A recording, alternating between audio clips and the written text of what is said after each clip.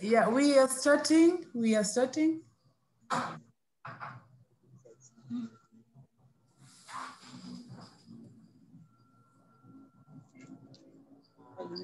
So the student we are here, we are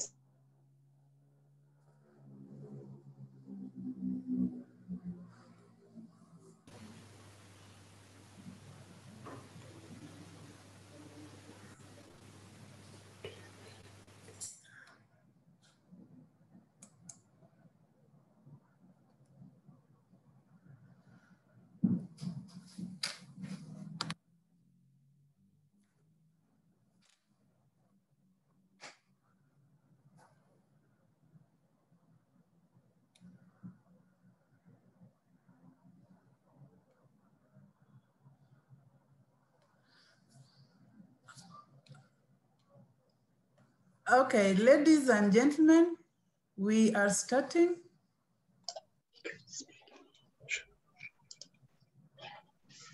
Yes, my name is Anne Asey.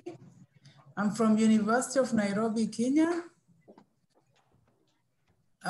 Most of you got an email and you saw there was Anne Asey. So together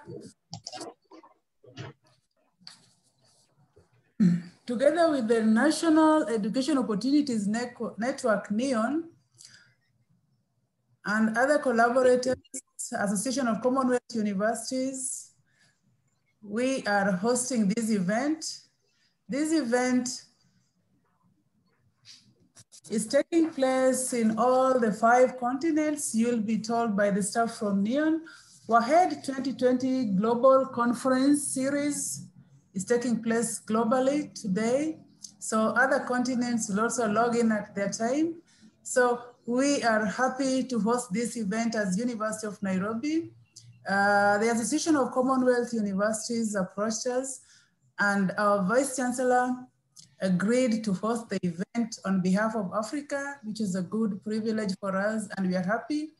And we've worked well with Chris and other staff from the NEON offices, UK. And together today, we are bringing this event to you.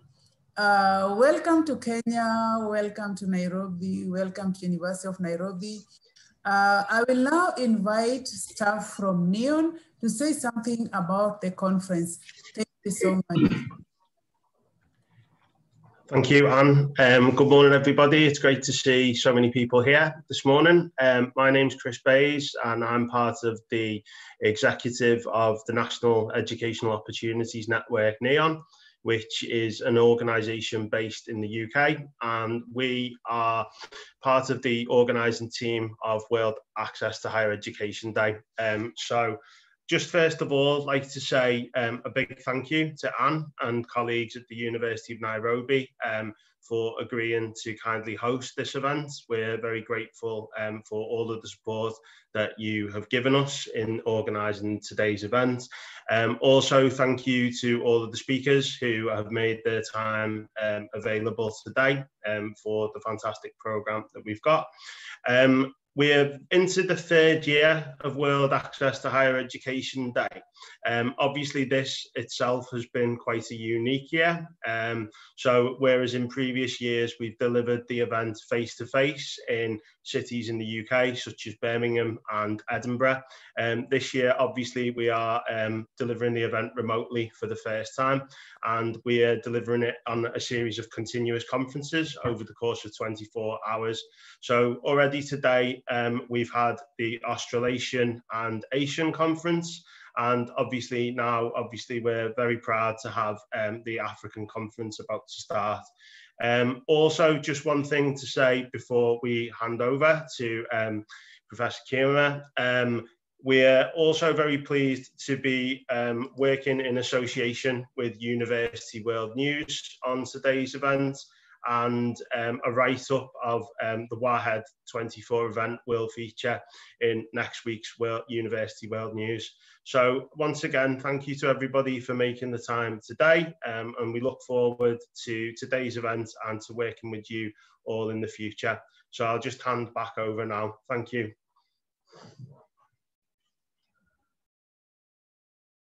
Thank you, Chris. Thank you so much. We do appreciate. Members, as I told you, we have over 45 countries which logged into today's conference. That is great enough for the University of Nairobi, who are celebrating their 50 years of academic excellence this year. To host 45 countries online, I think is a real great achievement for us. When we started, I got an email from the Association of Commonwealth Universities that, Anne, can you help organize this conference?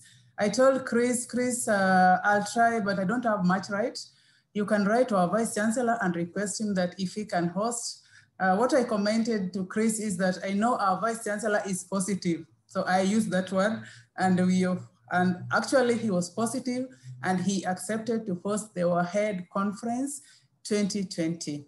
So that was just the simple conversation which we made, and here we are, about 200 participants registered, 45 countries are on board. We have many dignitaries which we'll recognize later through our Office of the Vice Chancellor.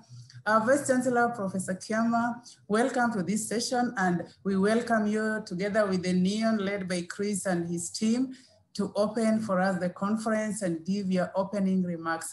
Thank you so much. Thank you very much, Professor Anasi. I'm very happy to participate with all of you in this meeting, where you say 43 countries are represented, I believe, from different continents, and therefore we are in different times of the day. I would have actually proceeded to just say good morning, but I don't know how many are in the morning now, and how many are in the afternoon, and how many are just at night. But this is also very good, because this is also a new normal of doing things, when you can have so many people coming from different countries and being able to gather through technology. The COVID-19 pandemic, obviously it brought its toil of death and pain in families and different places. But it has also opened all of us to new ways of doing things, and many people have taken courage to adopt the technology. I doubt that without the COVID-19, we would have been able to move the way we have done until now. So I just want to applaud all of us participants this morning for joining us in this WAHED 2020 Global Conference Series, Access and Success in Post-Pandemic World. I want to acknowledge, in addition to all the participants, the distinguished guests who are there, Dr. Graham Atherton, who has just spoken, that is the Director of National Education Opportunities Network. Lucy Hendy, the CEO, UNESCO Education, Sub-Saharan Africa, and the other officers from UNESCO headquarters in France. The Association of Commonwealth Universities Executives, again from London. We want to recognize the CEO, Open Dreams. Also, all the Vice Chancellors from different universities who have joined us this morning. Kate Joyce, Director Higher Education, British Council. Nick Owen, Edinburgh, UK, Regional Director for Africa. GIZ representative, University World News, representative from State Department of Social Protection, Kenya, health professionals that are represented here, representatives from the organizations for persons with disabilities, M-Pesa Academy CEO, international and regional student bodies present, other executives and the CEOs present, dear participants, ladies and gentlemen. I want to welcome you for this meeting at the University of Nairobi, Kenya. I am, as my name has been pronounced, I'm Professor Kiama. I'm the Vice Chancellor at the University of Nairobi. since the beginning of this year. The University of Nairobi is the oldest university in Kenya. All the other universities have arisen from the University of Nairobi, either as its directory, its children, or grandchildren, or great-grandchildren. They are all related. I think it's only one university in Kenya which was grafted from the University of Nairobi. That's what we call the Moi University, where one of our department was picked from here, and as the Department of Forestry, which went to begin to be the foundational department for Moi University. All the other universities are mentored by University of Nairobi. And therefore, we feel every time that we have a responsibility for here in Kenya, the outside also to mentor others and to support in whichever way we can initiatives of scholars.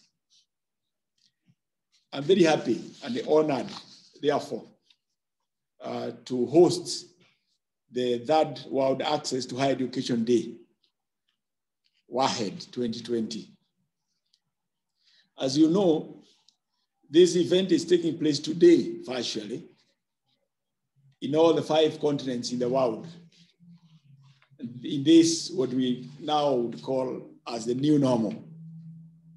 I do appreciate the fact that the organizers of this event, led by the National Education Opportunities Network, NEON, UK, and the Association of Commonwealth Universities, recognized University of Nairobi to host this important event on behalf of other educational institutions and the stakeholders in Africa. And we appreciate being acknowledged and being identified to do so.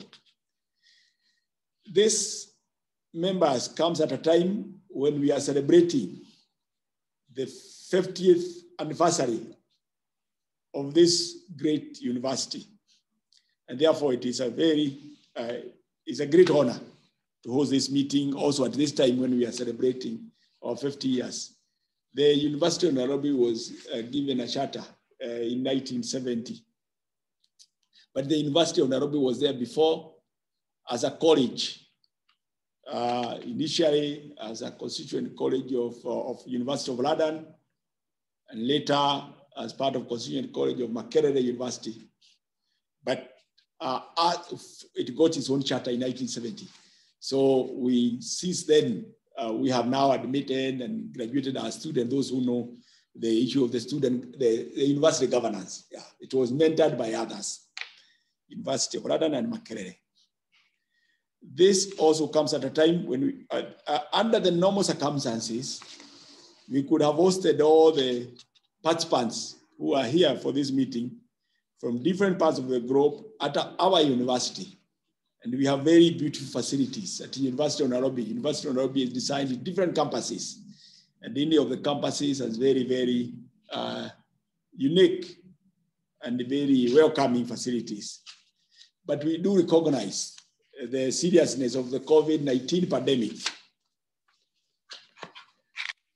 Therefore, this global conference is timely and quite relevant to our current situation here in Africa, where most education institutions have remained physically closed since March 2020.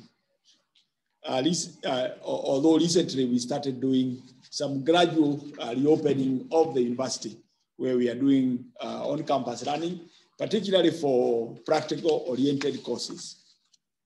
We do recognize the aim of WAHED to create a platform which raises global awareness around inequalities in access to higher education and act as a catalyst for international, regional, and local action. Inequalities in education is an issue during this period when in most cases, the learners, tutors, /lecturers, and the other service providers are mostly working from home. This brings a lot of challenges to institutions and individuals, hence the need to adopt the new innovation or innovative strategies to manage the situation.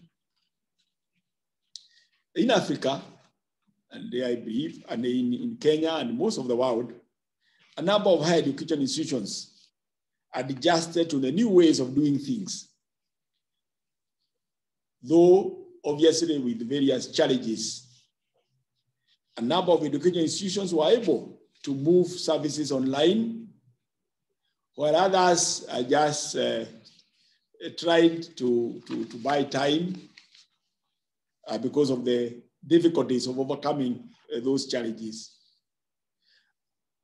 And also within the same universities, we know that there are some students who could also not join the programs immediately, particularly because of access to network infrastructure. This hence raised the issue of equity and equality in access to higher education, which I believe the deliberations that we will be having in this meeting, we also try to ventilate on what are the ways we can be able to overcome some of these things in the future. The University of Nairobi moved all its services to online, whether it is meetings, teaching, examinations. And we did all this remotely. Since when the government asked that all face-to-face learning should cease. Our university immediately started working closely with the related partners, including the network providers who we subcontracted to provide the internet facilities to our students and the staff to ensure that learning and teaching at the all university business continues uninterrupted. Since then, we have managed to complete the academic calendar, including conducting exams, admitting new students, as well as even graduating students in September. And we plan to do another graduation in the coming month, in December.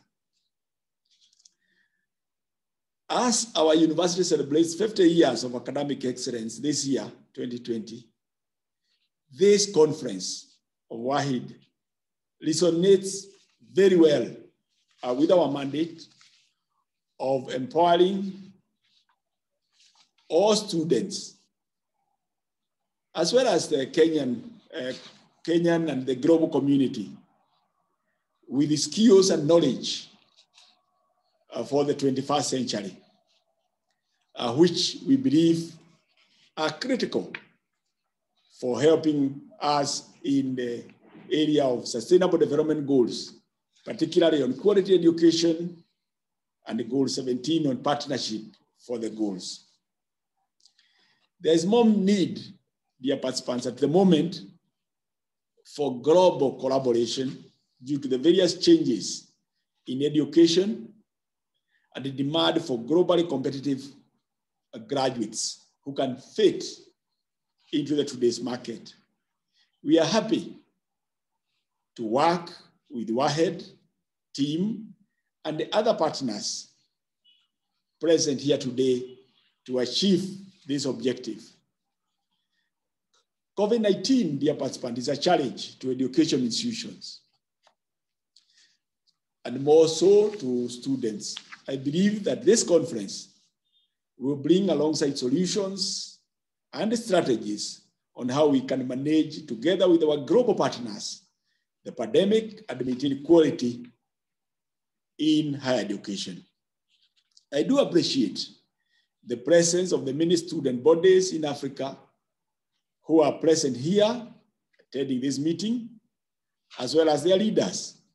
As we move forward with university education, our dream is to prepare students who, upon graduation, will be good leaders for today and in the future, applying the values of good governance and ethical practices. I therefore encourage the many students participating in this meeting to aim higher and to aspire to be good leaders of today and tomorrow. To this end, I take this opportunity to appreciate and thank the organizers and partners present, students and all other stakeholders from wherever you are joining us today. May I, at this point, I wish everybody the best of luck and the best learning in this virtual conference. Dear participants, distinguished guests, it is now my very humble duty to declare this conference hosted by the University of Nairobi, Kenya, officially open. I wish you a successful meeting. All the best. Asante sana. Thank you, thank you. We are online. If we were not offline, we could have clapped more than we could. We are grateful. Chris, maybe you have a word for our Vice Chancellor. I know he's likely to sign off for other duties. Chris, maybe you say something from Neon. Yeah, thank you very much, Professor Kima. We really appreciate you opening the conference today with such a fantastic speech. So thank you very much for your time. And yeah, a great speech to start us off. There we go. Thank you. Yeah, thank you, participants. We are grateful to the Vice Chancellor. Now we can proceed with the program as scheduled. Thank you so much, Professor Kiama, and thank you. Now we will move to the next participant, speaker, who will be, we are yet to check in for the Ministry of Education, Kenya. So Chris, we will welcome Akaba James from Open Dreams, if he has checked in.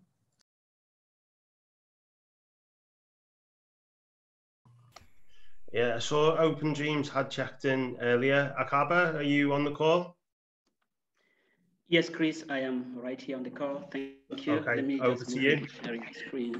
Welcome, Akaba. Welcome to Kenya. Welcome to the virtual conference. Thank you so much. I was in Kenya 2 years ago, and memories of Kenya remain very fresh to my mind. Right now, let me go into my screen sharing. Just give me a second.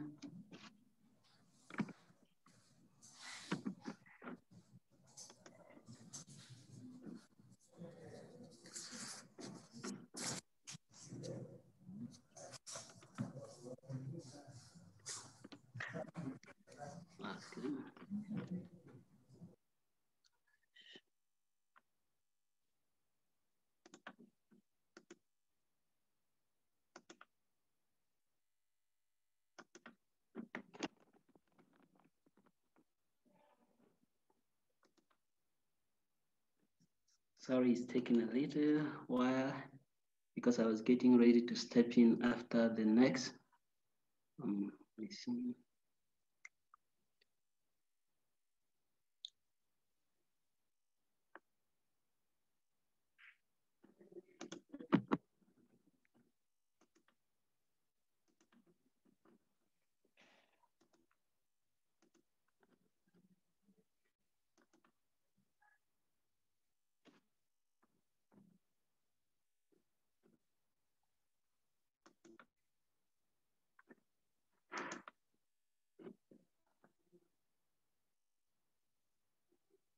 Yeah, I believe everybody can see my screen.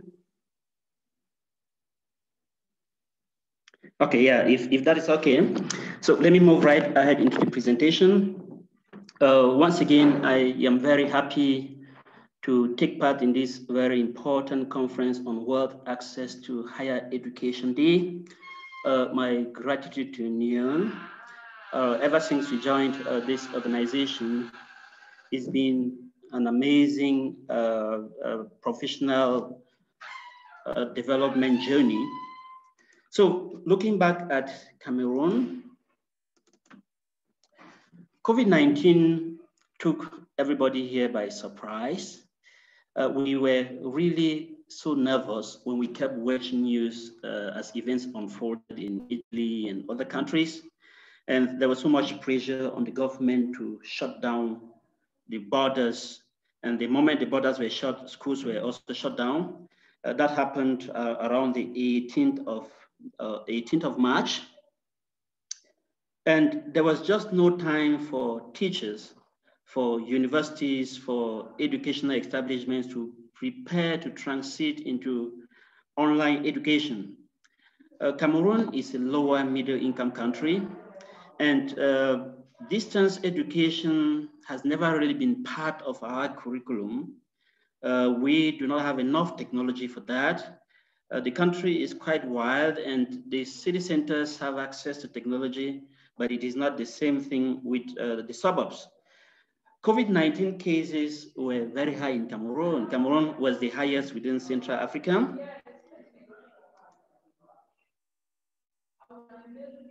And so when the school shutdown happened abruptly, teachers were really confused on what to do.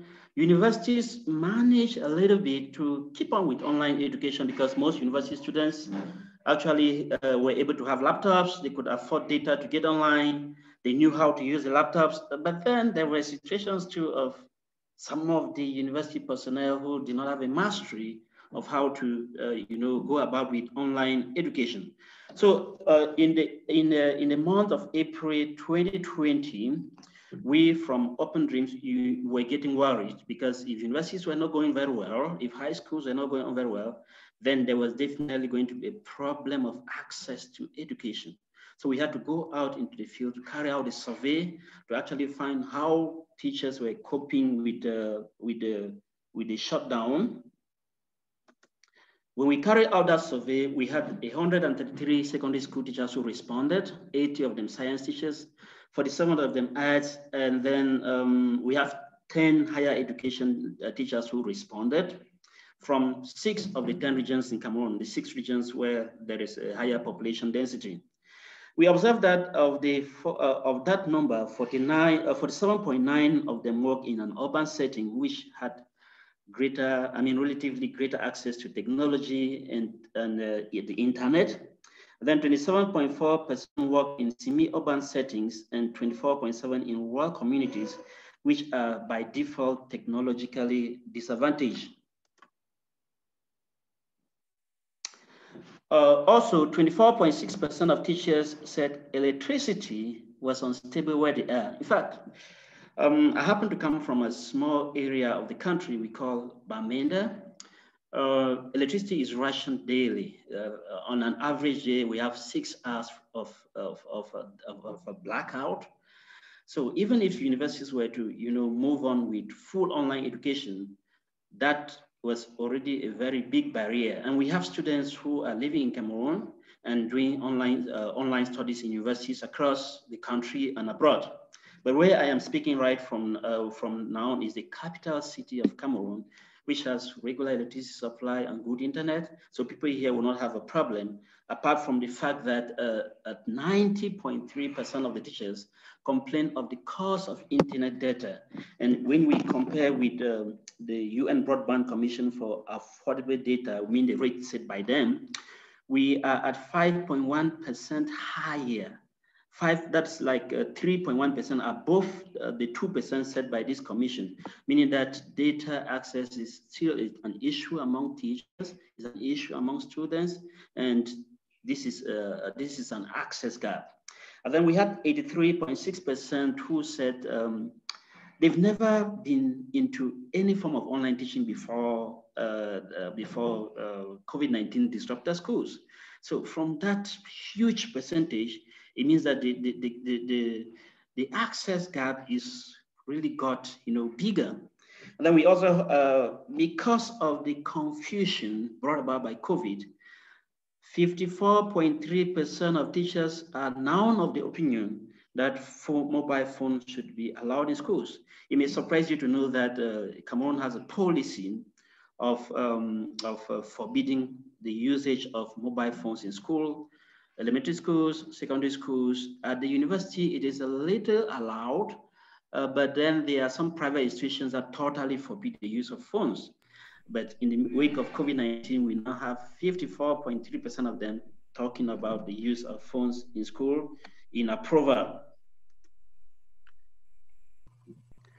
All universities in Cameroon quickly embraced online learning. Some of them adopting only the basics. When we talk of the basics, you know, some were basically sharing notes in PDF form. Some were using WhatsApp.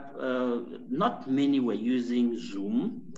Not many were using university systems. Let me say an intra-system built only for online learning within the universities. But we've had a lot of universities now going Google Suite to accommodate online learning, but we have a problem of, you know, paying for that technology. So not all the universities have yet reached that level. We had TV stations became teaching classrooms, and then parents back at home too also became more and more teachers.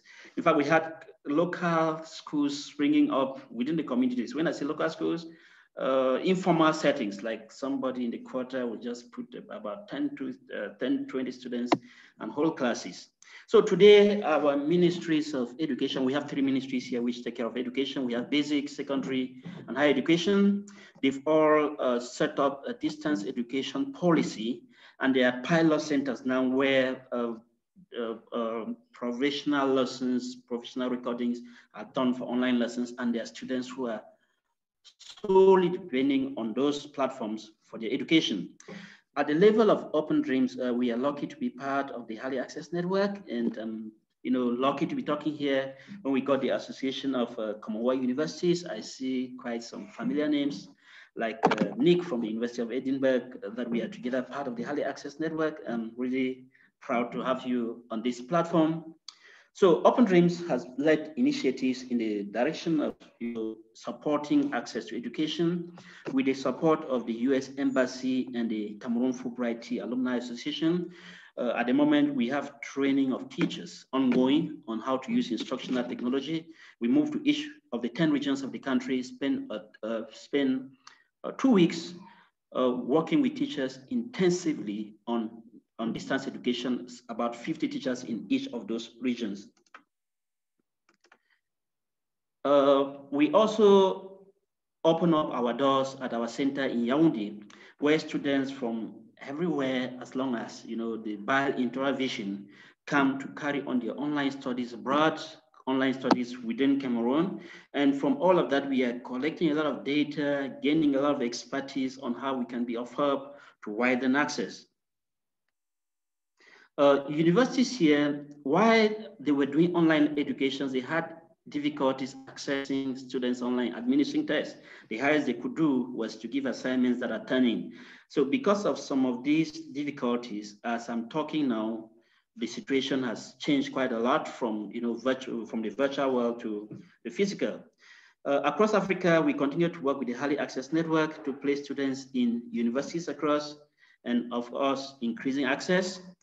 Schools have opened in Cameroon now, and they run in 2 shifts. The running in 2 shifts is to reduce the number of students per class. And this has added a lot of work on administrators and school teachers. And there are also COVID-19 measures that are in effect.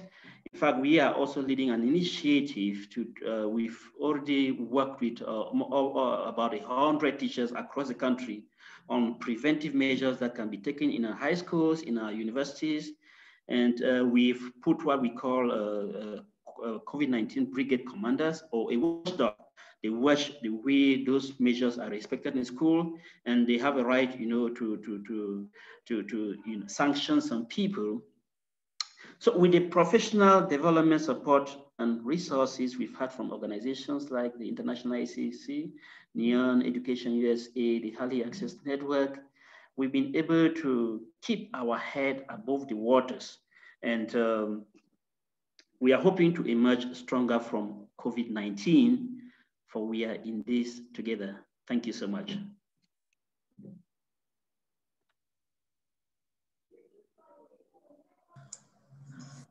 Thank you, Chris.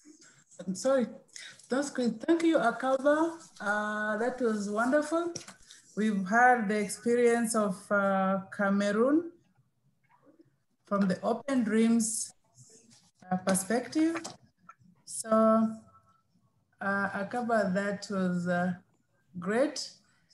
Maybe we will go to the next speaker before we raise any question. Those who have any input or questions for Akaba, maybe you hold on. We hear from Uganda. From Uganda, we have Professor Maud Kamateshi Mugisha, who is the Vice Chancellor, Bishop Stuart University in Uganda. She's going to talk about access to IT materials and infrastructure by students and staff, perspectives of private universities during COVID-19 pandemic. Professor, welcome. Thank you very much for inviting me, Anne. And thanks to the Vice Chancellor of University of Nairobi, where I happen to be alumni. I already say that one, Anne, I'm an alumnus of University of Nairobi. I did my PhD from there, but I did not graduate from there, but everything was from there. So, but I was admitted, so I'm thankful. My screen is there. May you provide full view? Chris, full view. So to the organizers, WAHED and Anne, and our Vice Chancellor who has already given his remarks, all the presenters, all the protocols observed. I take this opportunity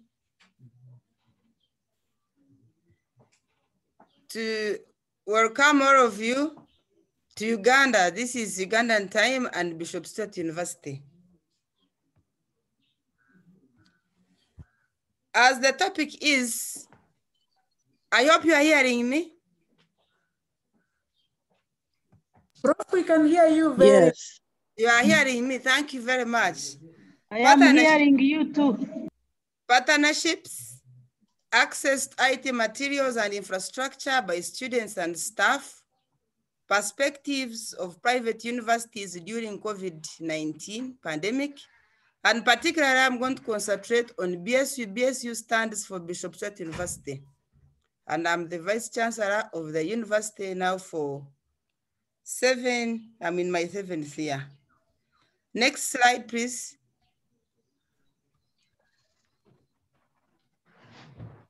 That's the structure of my presentation. It has a lot of this. Next slide, please.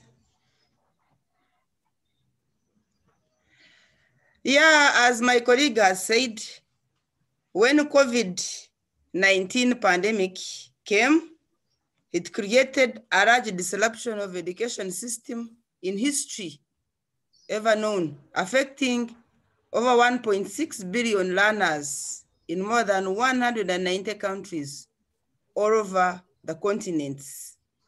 And the closure of schools and other learning spaces have impacted over 94% of the world students' population, but up to 99% in low and lower middle income countries, according to UN 2020, of which Uganda falls in the low income countries. So in Uganda, we had over 15 million Ugandans in schools and higher education institutions that were affected. And as a university, Bishop Stuart University, we had,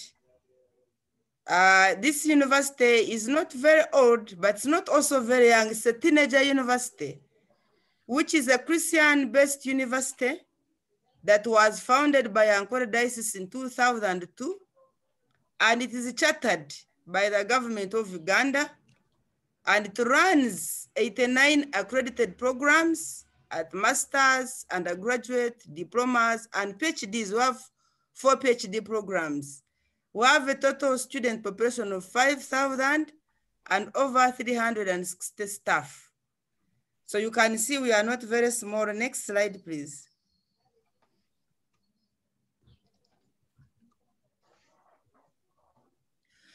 Yeah, the level of preparedness, I have chosen to use the word fourth industrial revolution versus COVID-19, because now we are in the IT era, we are in the technology era, we cannot fail to recognize the fourth industrial revolution. And with the COVID pandemic, closure of all higher education institutions in Uganda in March, like Cameroon, it was evident that there was a lot of unpreparedness across the country, and actually even in the East Africa and Africa generally. So when lockdown came, 3/4 of private higher education institutions were not able to pay their staff salaries. Majority tried, but they failed along the way. Staff suspension, staff contracts were suspended, and failure to pay staff salaries, of course, means a lot. We are tuition fee dependency, that is TFD syndrome. And in the long run, the infrastructure resources of the staff, students, and the institutions at large, most of them, or most of us, were inadequate. And therefore, when this happened, there was a National Council for Education is a regulator. They formed a policy, or they had to make a policy under emergency order, and universities had to comply. And that's where Bishop Stuart University is, as I'm going to share later. Please continue.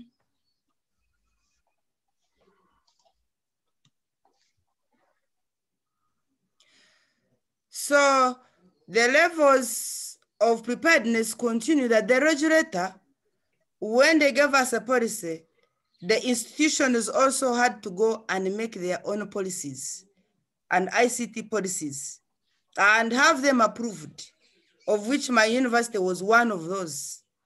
The council had to approve a policy, and staff were required to go online and deliver material online and meet students. However, the major challenge, as I've already said, staff were not being paid, they were not earning, which was a major challenge. But in October, government opened the universities and the other institutions, especially secondary schools and primary schools, those who are in finals to finish there. So right now, the finalists are at campus, but the continuing students, we are teaching them under order. And so we are now in teaching our students, of which 45% so far institutions in Uganda have been accredited for their teaching. Please continue.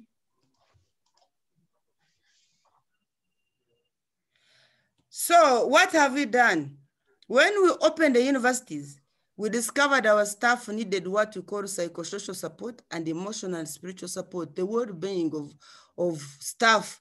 Because after lockdown, not earning, we had to engage with Zoom and have meetings. But above that, we had to organize the trainers. We had to conduct also Zoom prayers, as I've already told you, this is a Christian university.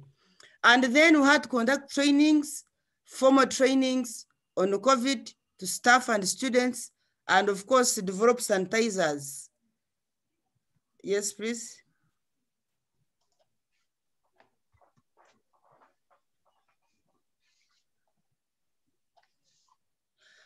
So what tools do we have? The ICT tools used in universities, particularly our university now, we had to adopt to online teaching using Moodle, the learning management system. Government had to support us. We have NITA Uganda. They gave us free Zoom license for the whole year. Then we have Blue Big Button. We have to use emails, Google Classrooms, Microsoft Teams, Facebook, WhatsApp, and phone messages. And so far, research shows that these have been effective, especially even emails and Facebook. When you send messages, social media seems to be key. Next slide.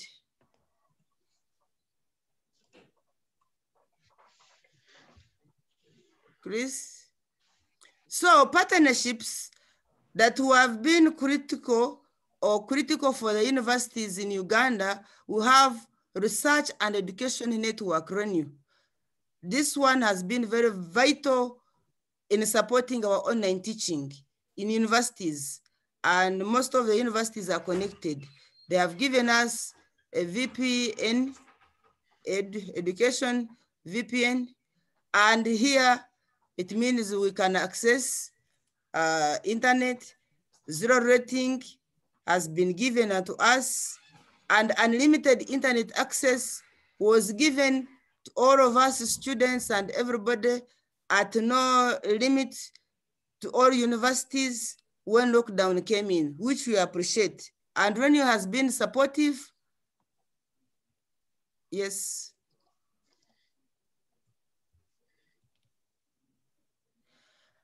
And what else? What other partnership did we have in place?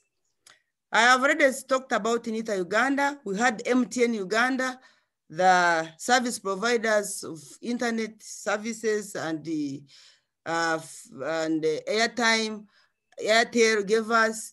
We had to have partnerships with Makerere University.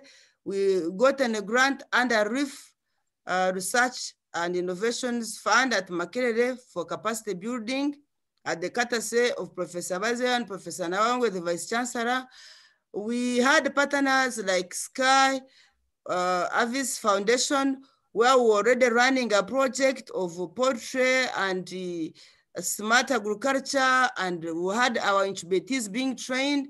We have a forum where they were training our students in incubations. Even the sanitizer we were making was from the forum networks and the forum support systems.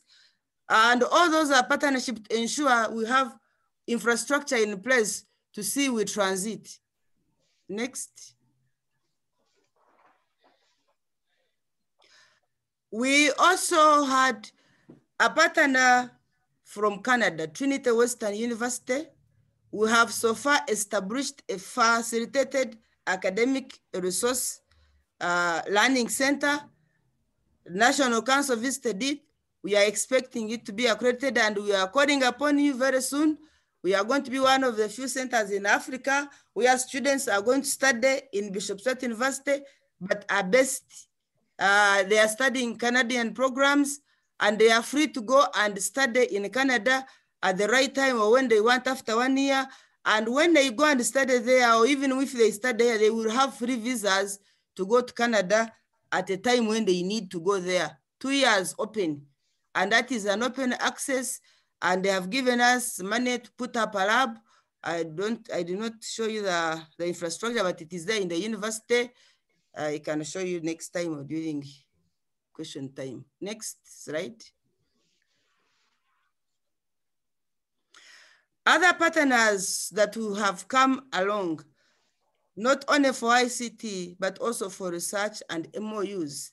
As a university, we have engaged several partners. Bank of Uganda has been able to give us a resources start fund in agribusiness and medicines to teach our students how to make products. And so far we have created the garden, and we have to refurbish the lab, and very soon we shall have products on board. We have partners, Mbara University of Science and Technology, we have radios, we have universities like Uganda Christian University and others for mentorship. We have MOUs with farmers. This one is very important. Farmers to teach courses like agriculture. Since you are doing ODER, our students will be going to the farmers and they learn skills from there. They will come, the university will come online and study a few courses in the university, but most of the work, they will do it from the farm. Also, memorandum of understanding with the church for teaching, especially ODER, even exams. We said that some students who are not able to come, we can meet them wherever they are, at least they're able to do exams. And also schools with school practice. And then when, because of engagement online and webinars, we have been able to meet with RENU. And so far, we have gotten courtesy of Professor Barunya, who have been given scholarship at the university. Next slide.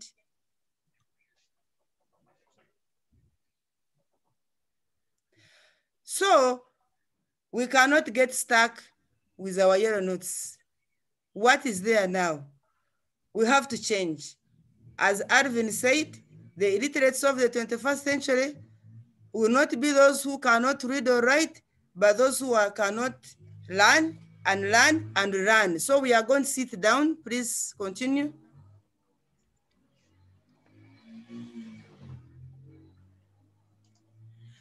So we had a survey.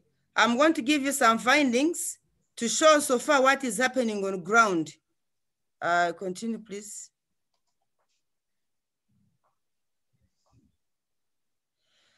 These are some of the expressions from students.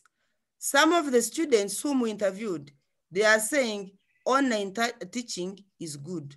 Others are saying with guidance, they can cope with technology because this is a technology era. Of course, others are saying it is not possible, the challenge of network, lack of materials, and that's the very reason where we are discussing about materials, meaning that materials cannot be accessed as they may so wish. Next slide, please. So internet accessibility based on the survey from August to October. So far, most of our students or the people we surveyed, they have cell phones. It's what they are using by 75%. Then the personal laptops, it's only 39.6. What does that mean? It means most of our students and our customers are not having the right gadgets because the phone is good, but it cannot be used for studying. And actually that's one of the challenges. And others are using institutional phones or institutional laptops, which means there is a need to access their own PCs. Please.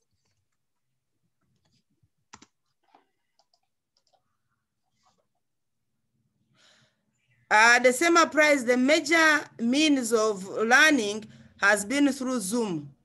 And of course, you can see Moodle, you can see Google Class and Classroom Teams, and some of them are a bit faint, but at least there is a trying to go online, which means our students are ready to study, given the chance.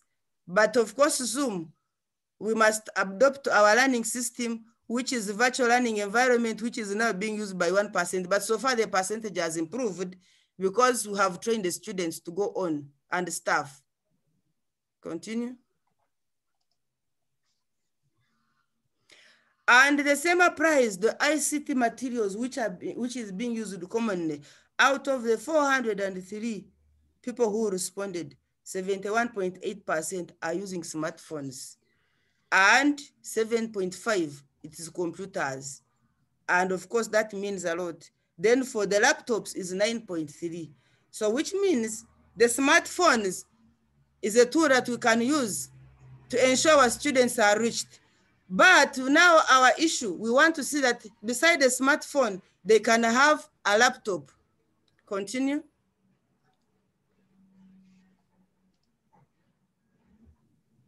So students' experience with online teaching. So far, about 17 were very happy, 21 are satisfied, but 46 are not yet satisfied. I know it is the fear of technology, and 16 have never used it. Some of them are saying we are reluctant. That was by then during the survey. But now with online and training, most students have increased, have gone for online teaching, and the numbers so far have improved. Continue. These are the challenges first. The major challenge so far that they claim to be our limitation is network, which is 45%. And of course, data, which is 22%. But as I've already told, MTN, Airtel, and Renew, they have given us a rating, which means our students can access learning via online without interruption, since they are part of the university, and so far we have ignored them. That one is solved, but the connectivity in villages still remains a challenge. Yes, please. And solutions to e-learning, as you can see, one of the key things is that 42.6%, they are saying we should have digital education for them to access can be the solution. Number two, have materials that can be given to them and supplied. And therefore, it means we can combine. That's why when you are using ODER, it means we are in the right track that our students can easily go on teaching, online teaching, and both ODER and be in position to learn and do exams. Yes, please.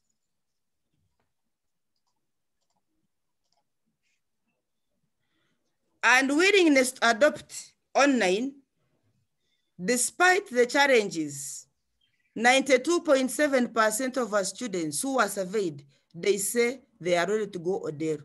And according to RIF Makerere research, it shows the age bracket, which is younger, 15-25, 54% of them are ready to go online. But 16.8% of the adults, they are the ones who are ready. So which means the age is a factor. Those who are born before computer or those who are old like me, they need more of retooling. Continue.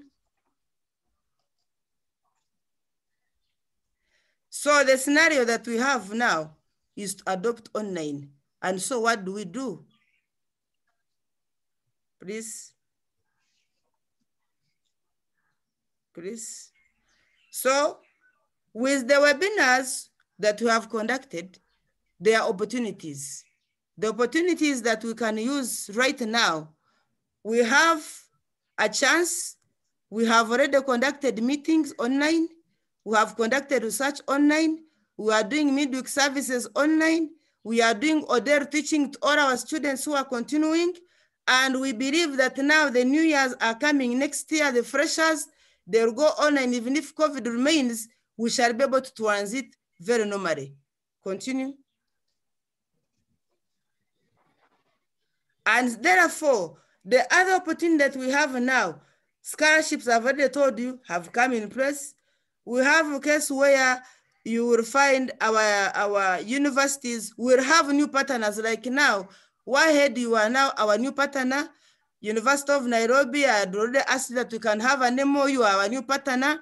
Therefore, this is going to build confidence for us to transit in a new normal and to ensure that our universities will move to another level and our students will not be lacking. And of course, with reduction in costs. Please continue, I'm about to finish. So what do we do? This challenge that you see here, the challenges of implementing online teaching, one of the key things is retooling higher education institution staff and do mindset change. And therefore, the issues of network, the issues of data, even if they are there, they can be overcome. But the most important thing, one of the key ICT resource or material is our mindset is as the human beings. Therefore, the people who are born before computers, who are not able to really deliver classes online, they have to be retooled, more training have to come in, and more skills have to be given unto us and unto them, and then we transit together. Therefore, let us work on not leaving anyone behind. We need to transit together in order to adopt online teaching. Next, please. Therefore, in conclusion, students who have not done any online course before, when they say we are willing to take on online teaching, it means a lot. It means that studies can continue. And I would recommend that we need to sensitize the public. We are now going to TVs and radios, as I've already shown you, our partners, sensitize people to join online teaching because students are willing to study. Despite the challenges, we can make a difference. Therefore, we also need to deal with the challenges of poor network connectivity in rural areas, work with governments. We need more trainings of staff and students. Smartphones and laptops for students is an issue. Right now, the issue is cost. The cost, we are now working as Vice Chancellor's Forum to ensure that our students can buy smartphones and computers at a smaller cost. We are bringing investors. Our bishop is bringing investors to make sure that we can get these facilities at a lower cost such that our students can access. But it is one of the major challenges which we feel can be done with. Then the other one of rural availability of power in rural areas. This is where government comes in to ensure network and internet is given to rural areas and people are able to access wherever they are. Then for another thing that is very critical now is rebranding our courses and be ready to run joint programs. Right now, universities must partner. We must be ready to embrace fourth industrial revolution, and we shall be able to move further and we ensure that our students are well taught and also our staff know what to do and move together in a digital world. The last slide.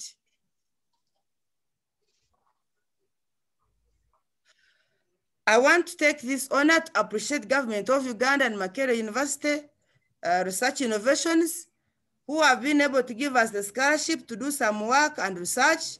Dr. Peace Musimenta, our esteemed partners, as Bishop Sat University, we cannot take them for granted. We have benefited from them, like Ronnie, I've already said. The ICT team, management, staff, and board of trustees of Bishop Sat University, they have been supportive in running, in helping us to have online programs, to organize webinars. And I thank you, SCA and WAHED and the organizers and University of Nairobi. Thank you all. May God bless you. Thank you.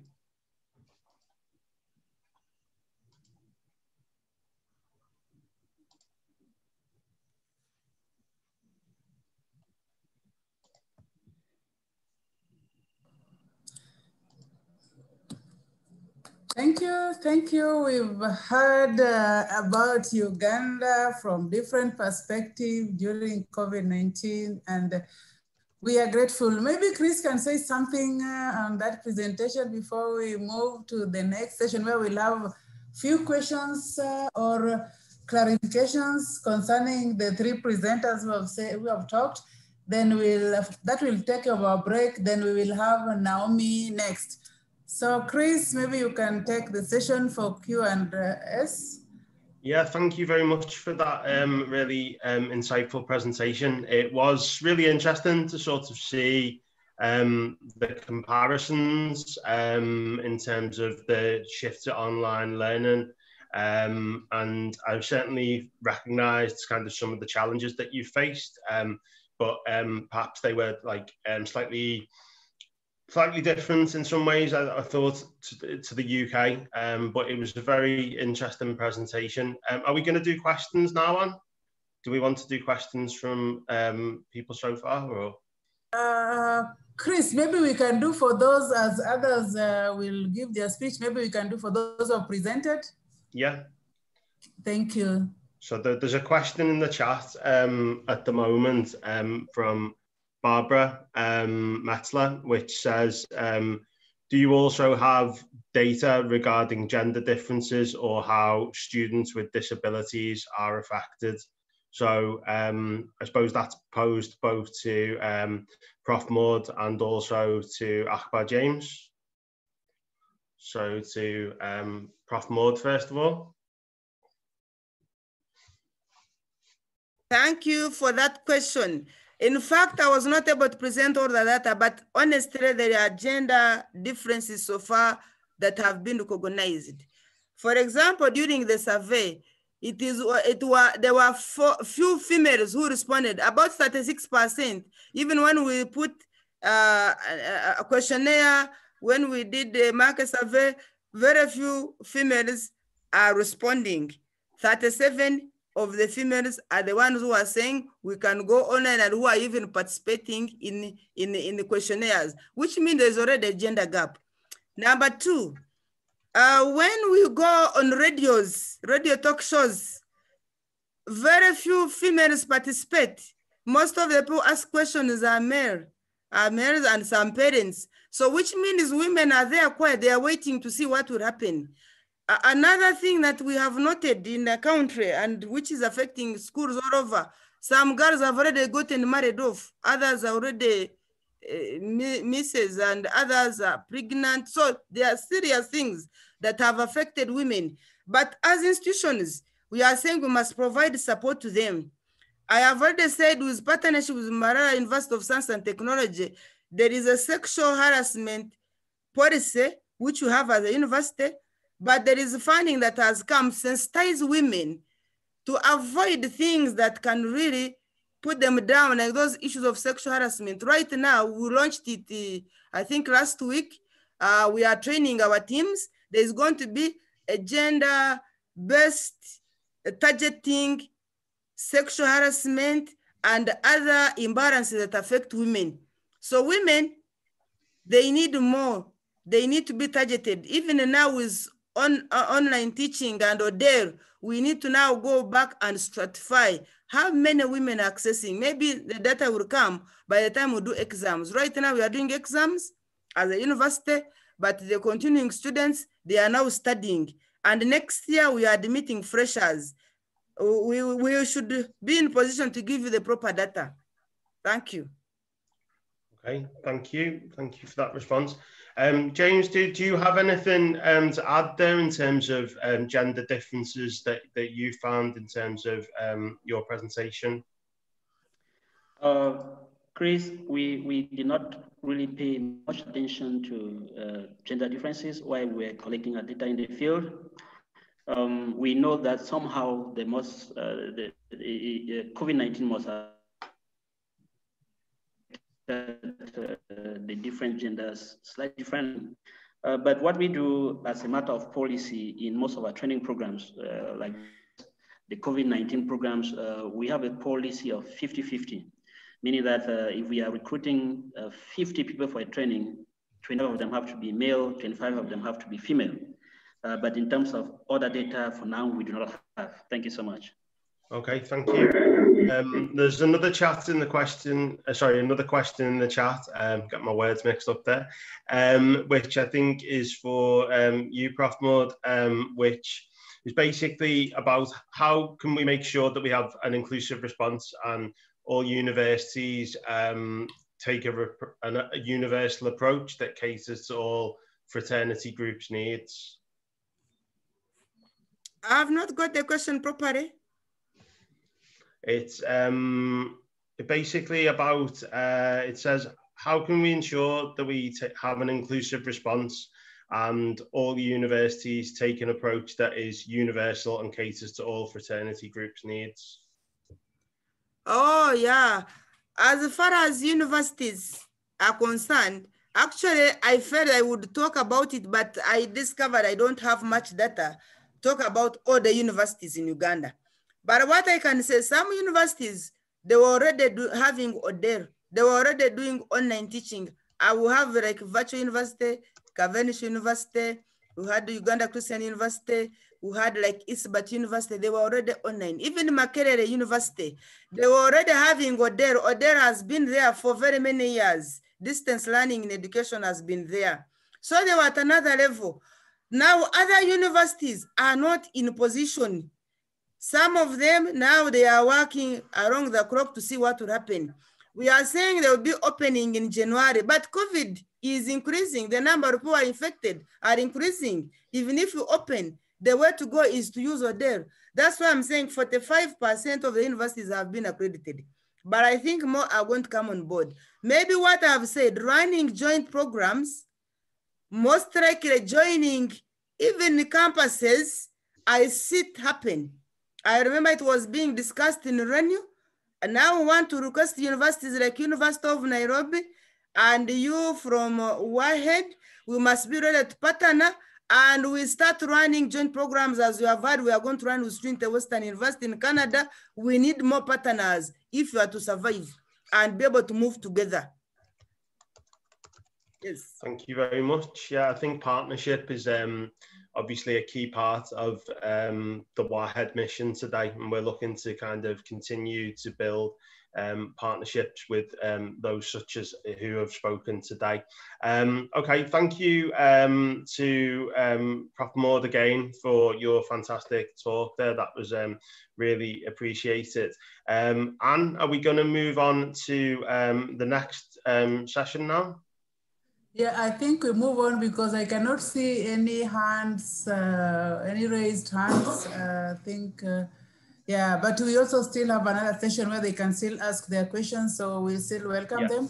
So I think now we will, okay, we recognize the presence of the various deans who have joined us from University of Nairobi, Professor Gunga, Professor Chalo, the director, the CEO, Center for, how do we call the distance education in Africa, Professor Timo. We welcome others from the international field. Please feel welcomed, everybody, and we're happy to have you here.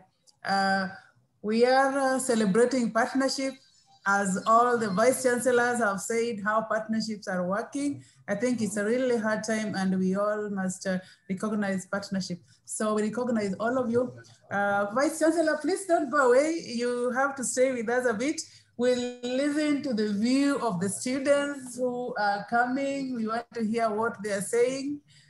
We also have Association of Commonwealth Universities still presenting. We hope to get somebody from the Ministry of Education presenting, the Dean School of Education,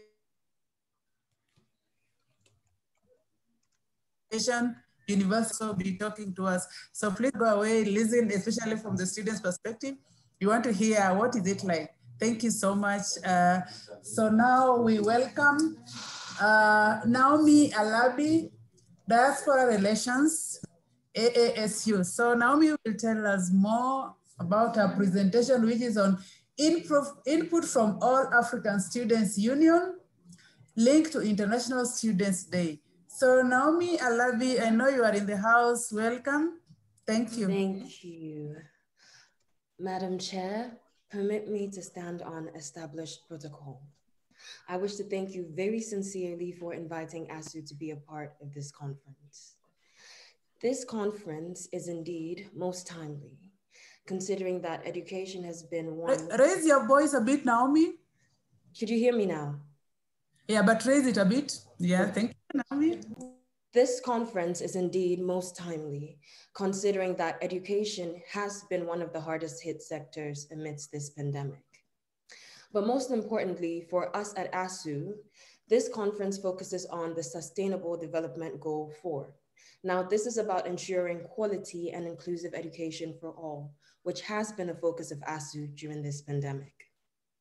Particularly, ASU has been very concerned about ensuring that no one is left behind, which ties in with the theme of this conference, the impact of COVID-19 on inclusion and access in African higher education. As we're all aware, the pandemic has hit and disrupted education all over the world. For Africa, the impact has led to 1, our resilience and ability to move schools online, adopting various digital platforms and strategies. 2 is the preparedness of staff and students to effectively transition into digital modes of educational delivery while still awaiting for this pandemic to abate or come to an end. 3 is ensuring that all students, irrespective of social class or geographical location, are not left out of the new normal. 4thly, the adverse impact COVID-19 has had on students' mobility concerning the wider community. And lastly, the slight complexities associated with research-based forms of assessment, especially for postgraduate and PhD students. Now, it will be observed that many of the African universities were quite taken unawares with regards to the ability to move their mode of educational delivery online. A few, though, who have already been working with digital education easily organized themselves to successfully transition into digital modes of education. Now, for those institutions that thought that digital education was not yet a thing for Africa, today, many are caught aback and surprised with themselves as to the speed they themselves used in transitioning to online platforms. Now, there have been a few challenges for students and staff in this regard.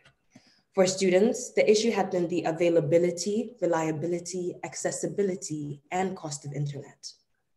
Also, another pertinent challenge for African students is their psychological disposition and preparedness to switch study formats to digital platforms, as well as being able to motivationally commit themselves to effective time management amidst this transition. For example, all of a sudden, students have to go online, gather information by themselves without much support from lecturers, as many of the lecturers themselves have not yet been adequately prepared for such a transition online.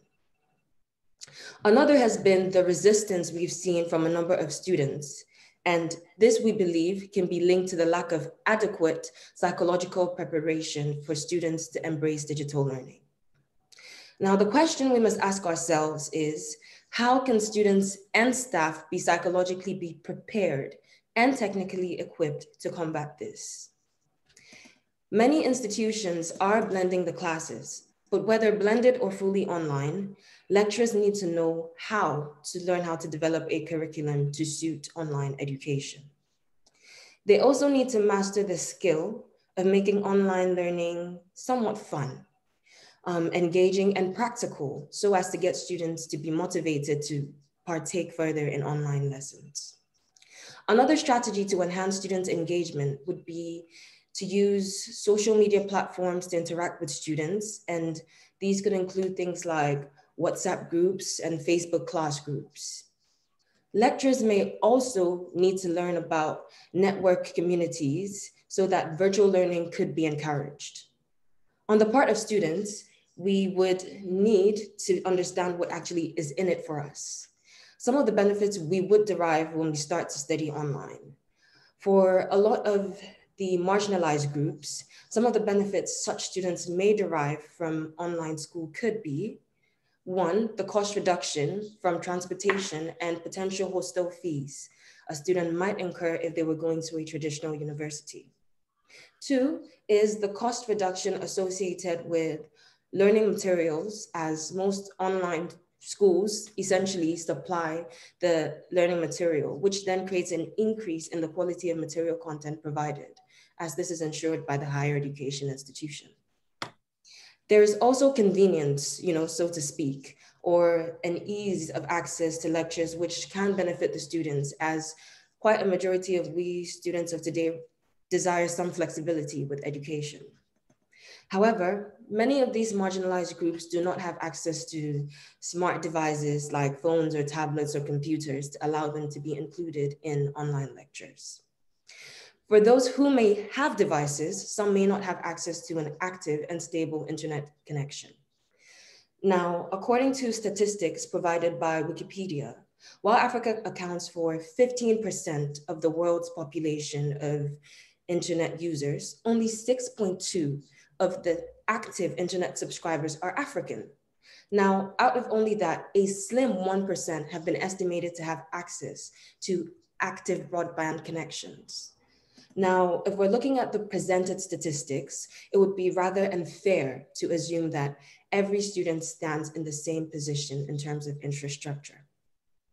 I believe to combat this, higher education institutions in Africa could liaise with telecommunications providers to offer subsidized, active, and stable internet connections for students. To avoid misuse of data, this could be activated by logging into your student portal on a supported link, or logging in to a developed link with your student ID. Such interventions could reduce the complexities associated with assessing study materials. And once the complexities are reduced, this can make education amidst COVID-19 more appealing to students who might not be conversant with blended or online education. Now, one of the hardest hit areas for higher education is mobility, and this is affecting international education, as a student's ability to travel freely has been hindered by this virus. Additionally, students' involvements in summer schools, conferences, international workshops, all of which allow one to integrate and become a better global citizen, have also been impacted. The impact on mobility has affected students' research to a large extent, as certain courses demand students move around to be able to conduct practical research and sample data.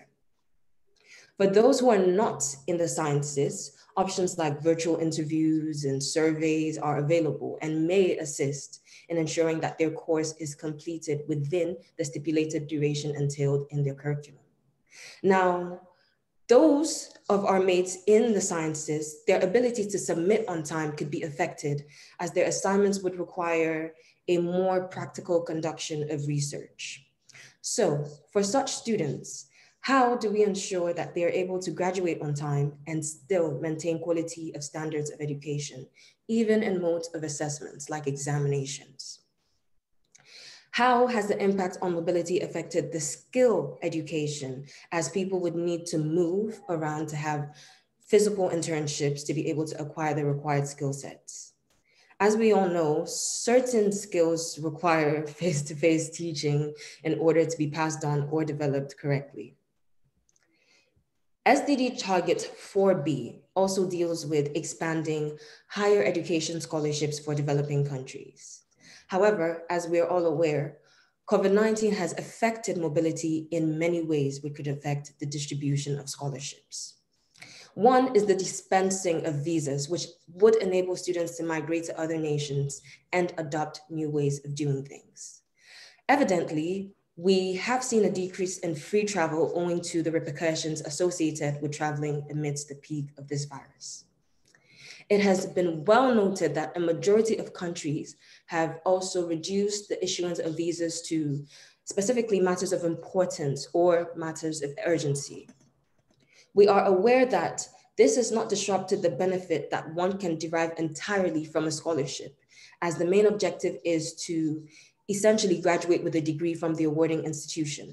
However, social and cultural integration is a key element of international education, one which makes an individual a global citizen. COVID-19 has taken this experience away from many students, and this could adversely impact a student's overall excitement and disposition to their higher education options this year.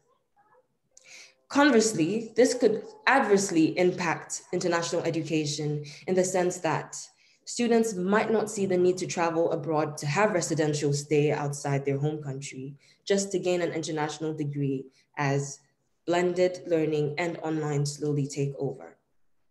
This may be due to various reasons ranging from personal preference, such as maintaining one's comfort zone and achieving an international degree while staying at home, to financial reasons such as cutting the cost of living while still being able to graduate with an international degree.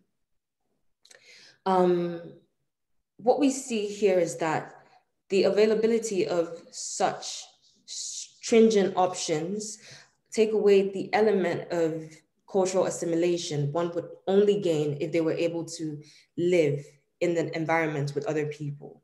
And this might prevent or reduce an individual's ability to develop the critical thinking needed or the various approaches needed to tackle diverse cultures that an individual gains from international educational experience. In conclusion, I would like to commend the organizers for this conference, for which I trust will go a long way to contribute to Africa's new strategies for post-COVID-19. Once again, my name is Naomi Alabi, and it has been an honor to be a part of this conference. I am the ASU Diaspora Relations Head, and I'm very, very pleased to have partaken in this conference. Thank you very much.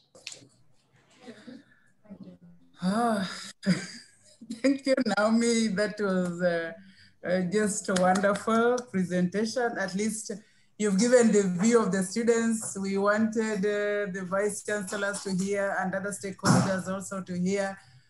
Maybe Chris will take the questions which are already on before we invite our Association of Commonwealth Universities. Chris, there are some questions, and maybe others can also raise their hands. Thank you so much, Naomi. Thank you very much, madam.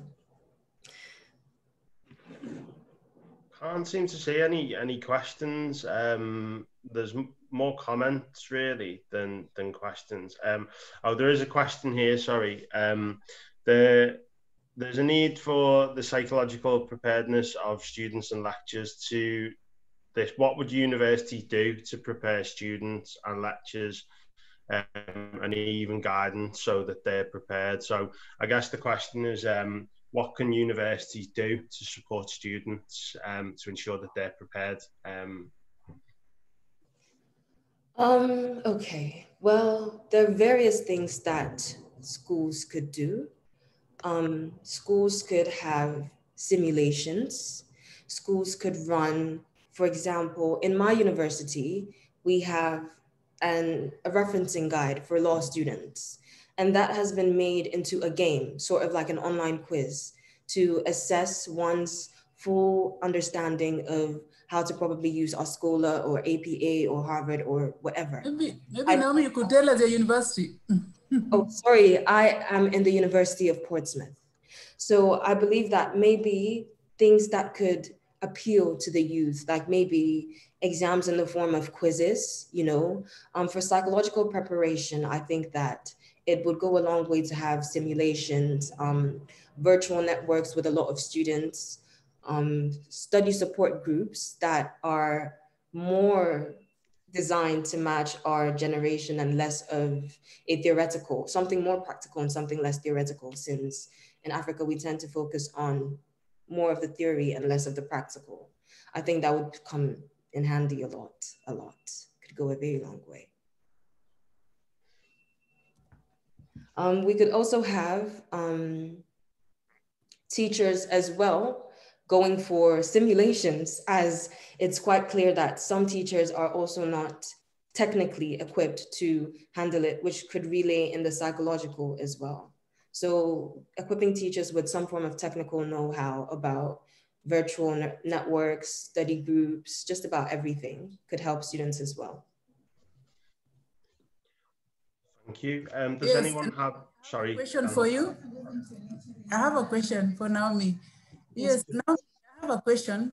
When students go online, most of them tend to divert from studying to maybe going to other sites, chatting and the rest.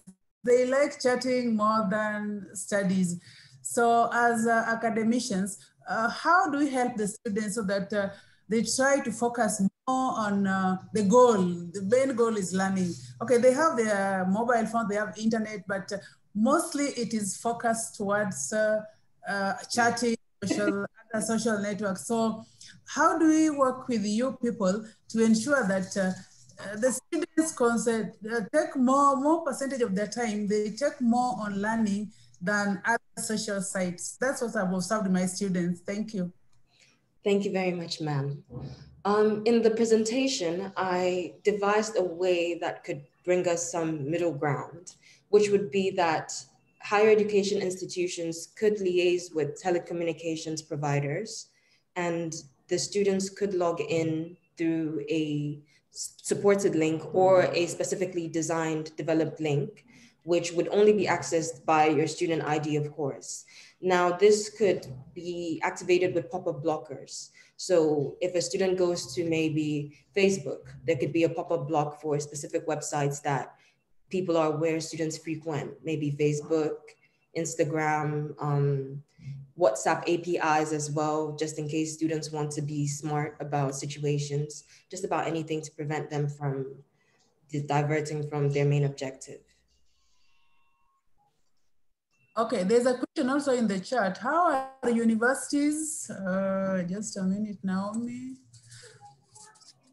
How are universities doing with fieldwork or internship amidst COVID-19 spread? Yeah, maybe that one you'll answer, but also Chris could also come in and others. Thank you.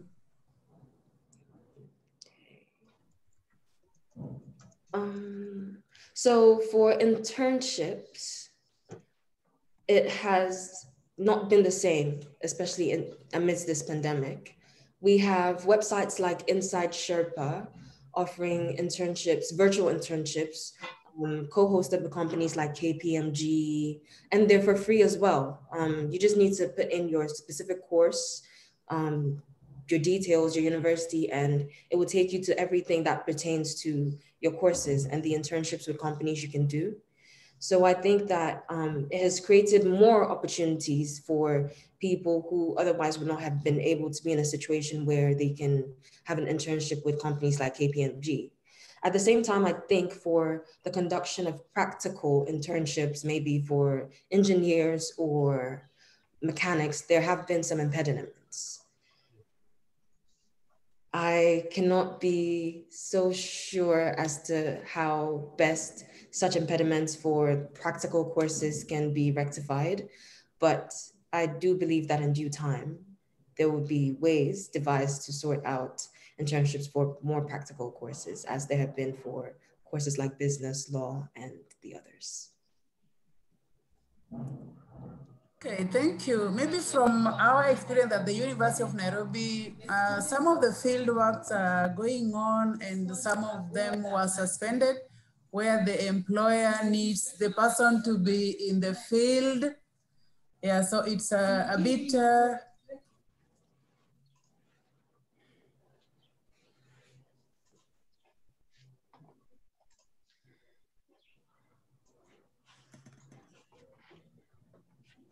it's a bit hectic, but universities are coming up. John will be talking. He'll also give us how they are doing internships and others, especially in the field of education. Maybe Chris or any other person can chip in and help guide on this, because it's a question which was already raised. Any other person who can give an idea, welcome. Maybe I can contribute. May I contribute? Yes, please. I've seen someone even asked me, how do you handle practical sessions? We have practical sessions in various categories. Like now one, we have those who are doing education. Education, you must go in class and teach students.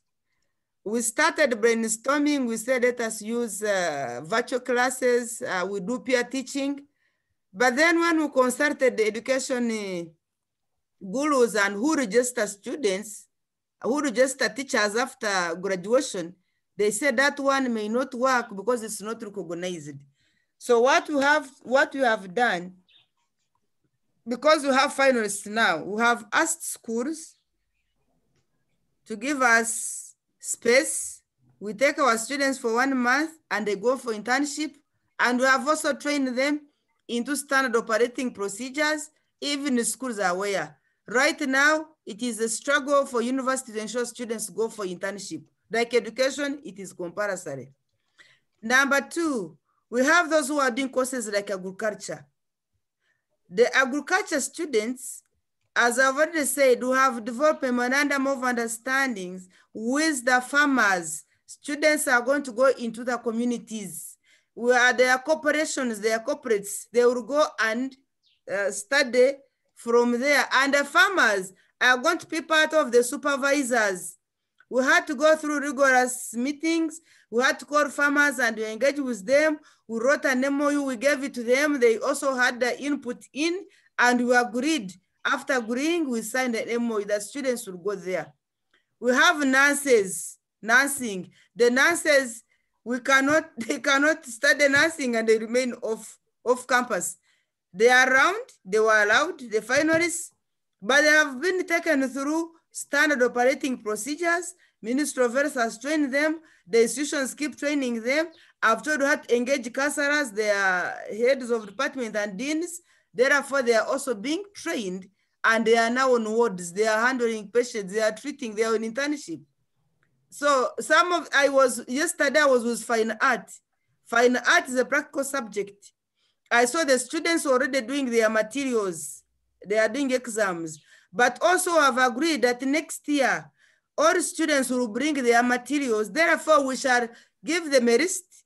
Lecturers will be able to stimulate and have models, and then the students will do them from wherever they are. That's how we have improvised. It is hard, but I think we can do it. Thank you. Thank you, Prof. Maybe we could hear another contribution on that. How are you handling internship and practicals?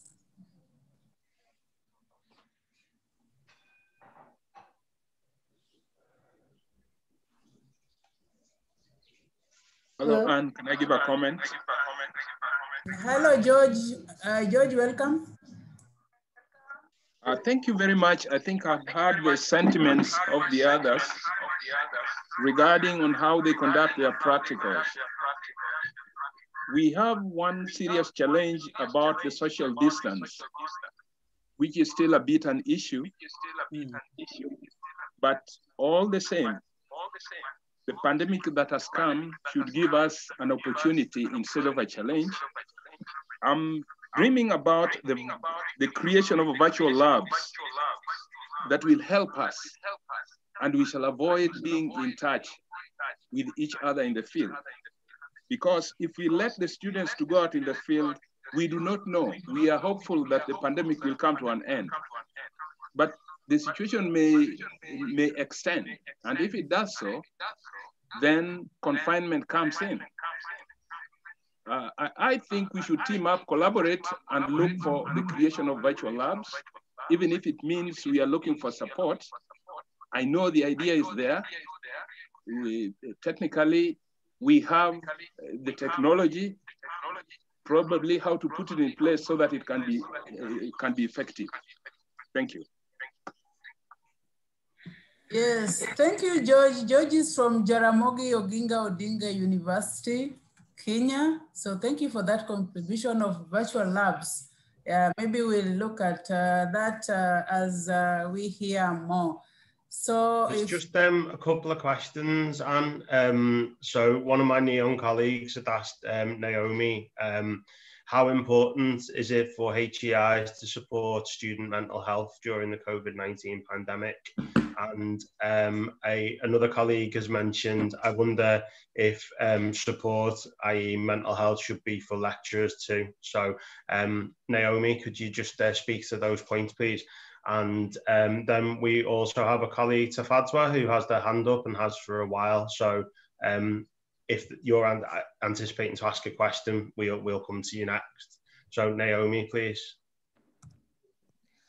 Right. Okay, so for mental health amidst this pandemic, it has taken quite a toll on a lot of students. Some schools have devised support bubbles, or not necessarily study support groups, but a support bubble with, students that you're relatively comfortable with and can emotionally support one another. Some schools have also, like my university, come up with support lines that you can call and talk to someone if need be, someone that can talk you out of whatever adverse emotion you might be feeling at the moment, someone that can offer support. We also have a center where students can go to and actually have one-on-one interactions with people, sort of like counselors, but closer to our age, that would understand us. So I think that such interventions are things that African higher education institutions could replicate for students. For places where we can't have such close range contact, we could have, for example, call centers, people that we could email in school if we feel like we can't talk to our friends about the things that we're feeling. I think that could go a long way. Okay, thank you very much, Naomi. Much appreciated. Tafadzwa, do you have a question that you wanted to ask? If so, ask it now. Yeah, thank you very much.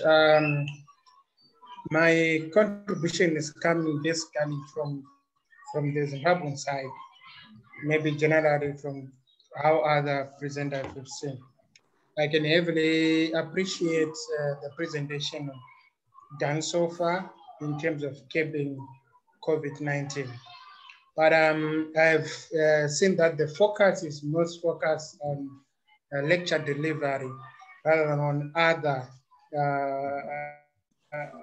post-secondary activities that would facilitate for ones to complete a post-secondary education. So in that regard, I think the main focus of this presentation are only focusing in terms of the delivering of the lecture. Then we are not having a scope to do with the post-lecture environment, where sometimes students might need a personal interaction, student to student, peer to peer, to which I think we can curb the spread of COVID by adhering to the whole guidelines and the protocols, to which university can also facilitate to say, students, we can have the online the online lecturing, but also allowing students maybe to come at the center so that they can have a peer-to-peer discussion from that end. That would be my questions to the presenters. To say they are basically focusing on lecturing presentation. What about of other environment where students might need to have a peer-to-peer interaction? Thank you.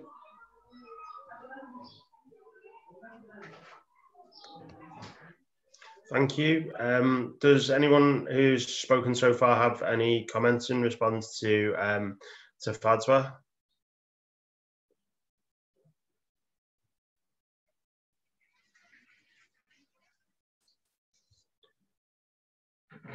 Okay. Anne, are we going to move on to the next session now?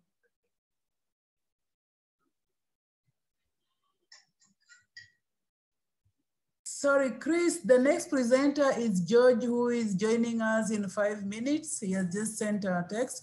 So okay. Maybe we could have take like a comfort break for 5 minutes. Yeah, we could break for 5 minutes and come back. Thank you, Kanana. Yeah. Okay, so we'll just take 5 minutes break then to enable. I'm certainly going to go and get a cup of coffee because it was quite early in the morning when we started here in the UK. And we'll be back with our next speaker in 5 minutes. So thanks to everybody, and see you shortly in about 5 minutes time. Okay, the next speaker is from the Association of Commonwealth Universities, UK. Thank you.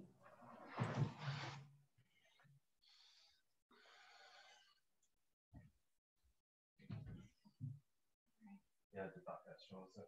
Yeah. Sorry.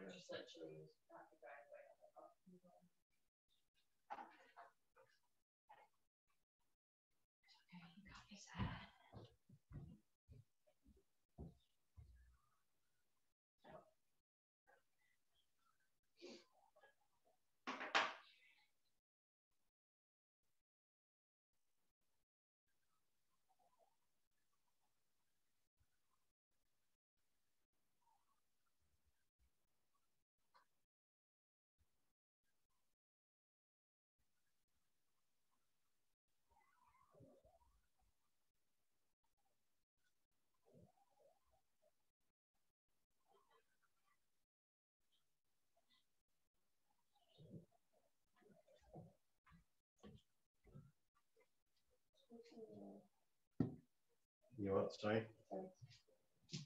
That's fine. I'm just going to go out.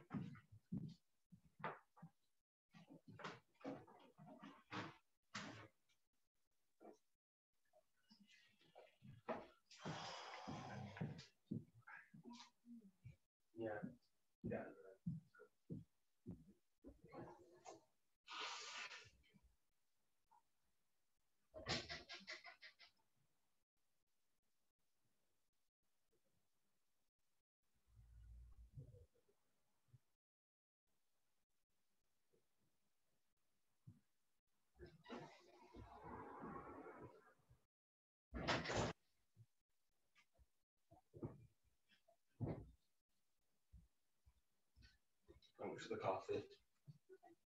Thank you so much.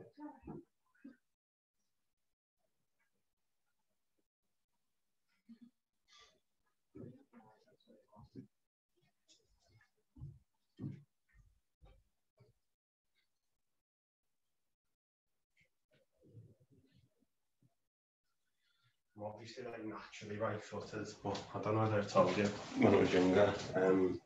I broke my right foot, but I carried on playing. So I just learned how to use my left foot, basically. It was quite a good thing to do.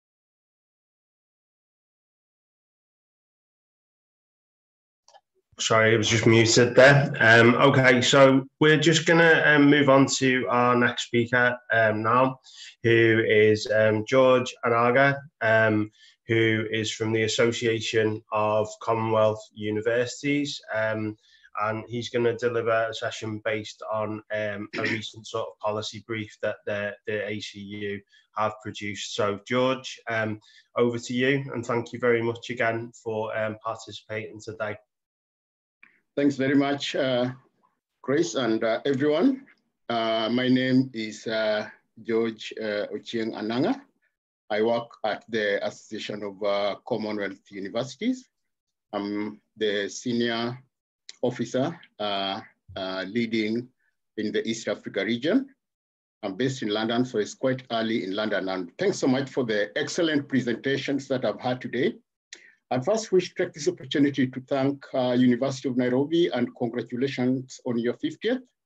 I'd wish to specifically thank Professor Kiama and Professor Ann, who've been very central to this organization, quite efficient people.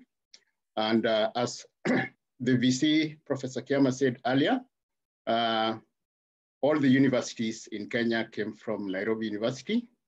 I'm an alumni of Moi University, so I'm a graftee of Nairobi University, and I've seen a lot of my mentors here, Professor Alex Aweti and Professor George Raburu of JOST, Dr.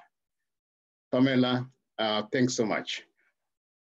One of the things, let me first introduce you to the Association of Commonwealth Universities. We are an international organization over 100 years old. We are an organization that is dedicated to building a better world through higher education.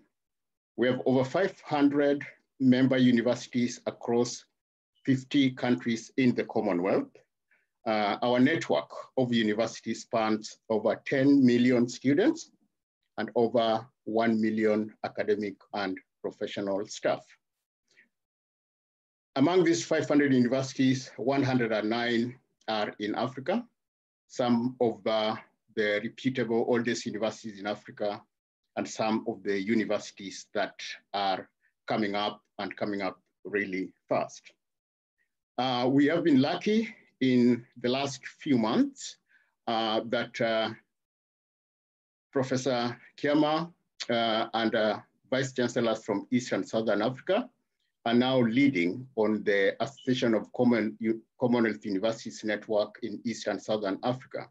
That gives us an opportunity to gain an insight into the policy and issues of higher education in the region. And we thank him so much for being the chair of that Vice Chancellor's Committee. The other success that we've had in East Africa is we have Professor Francis Edwall, who has joined the Council of Association of Commonwealth Universities here in London, and Professor Barnabas Nawangwe, the Vice Chancellor of Makerere University. That gives the East and Southern African universities an opportunity to inform the input into how the Association of Commonwealth Universities work. Other than championing platform for higher education, Association of Commonwealth Universities also is responsible for scholarships on behalf of the UK government. We manage the Chevening Scholarship, Commonwealth Scholarships on behalf of the UK government. We also run Queen Elizabeth Commonwealth Scholarship, and we are proud to say that Nairobi University, Moi University have been, and Technical University of Kenya have been hosting. This is a unique scholarship because it is south to south. It gives opportunities for the southern universities to interact and send students to their member universities. So that's the bit about Association of Commonwealth Universities, and if there's some more information that you need, please do not hesitate to contact me. Excellent presentation so far, and it brings us to what I'm going to present today, which is higher education during COVID-19, the double digital divide in higher education. What is it? And as an international organization, the issues of equity and access is one of the most pressing issues since the lockdown began. On a practical level, we've been hearing from our members globally and what how does this concern them? Inclusivity, access, the digital divide, who has access to what, who is excluded, who is included, and how does that impact on higher education, especially if we are looking at attaining Sustainable Development Goal number 4, higher education access by 2030. What's the digital divide? COVID-19 has impacted on universities across the world, and this has precipitated emergency digital transition across education, research, and administration. While some universities across the world have been able to embrace this evolution into the digital platform and use that opportunity to strengthen distance learning curriculum, this rapid transition to online has also seen major discrepancies in access to essential digital connection. And this has had specific significance in Commonwealth context. We've seen stark disparities in internet connectivity and infrastructure. And for ACU member universities, of which 2/3 come from low and middle income countries, this divide means that we are likely to be excluding quite a huge chunk of that constituency. This prompted us at the Association of Commonwealth Universities to conduct a survey in May 2020, looking at the digital engagement across our network and to gain a snapshot on digital connectivity and engagement in the Commonwealth universities. How does this pandemic impact on teaching, on learning, and on research? And how does it affect partnerships, networks, and collaboration? What came out of this survey pointed to both digital divide between high and low income countries, and within that context, also what we call double digital divide within institutions. And with that, we mean even within institutions, there are variable levels of online engagement according to professional roles and seniority. And I will discuss that within the context of the percentages that came in. Just a quick results out of this survey, the significant headlines, which I'll share with you my presentation afterwards, arrived at the following conclusions. Number one, the continuing digital divide poses a major threat to equitable access to higher education and lifelong learning globally. So this is just not an African problem or a European problem, but it's a global issue. Number two, the gaps in digital divide engagement at different levels within the universities highlight a double digital divide in higher education. Even within the universities, who's got access to these online facilities, who's got the data bundles, who's got the infrastructure, the laptops, and the facilities. Number three, the COVID-19 pandemic has also laid bare the challenges and disparities of accessing education online, but it presents a window of opportunity to build resilience and widen access. Since we started working from home during the lockdown, I've had more opportunities to meet my colleagues across the world than I did when I had to jump on a plane, go to Uganda, South Africa, or other places. So there's something, an opportunity, and we'll also look at how that works and what that means. Number four, since the start of the pandemic, the shift online as a result of COVID-19 may have boosted perception of quality of online teaching and learning and look set to lead to a lasting change. Maybe solutions will be found, but the opportunities of online partnership and networks is something that might be with us for quite some time, and that is something that came out. With online and blended provision said to be a model for universities in the short and medium term, it is important that we begin to explore potential solutions to improve connectivity and address the double digital divide, assessing those implications for equity and quality of access to online and blended learning, research activity, international partnerships, and collaborations. And that's something that the Vice Chancellor spoke quite eloquently about in the beginning of this conversation. I've had it presented also by the VC of Bishop Stewart, Naomi, and Open Dreams, and that's fantastic. I'll just go quickly into the survey statistics and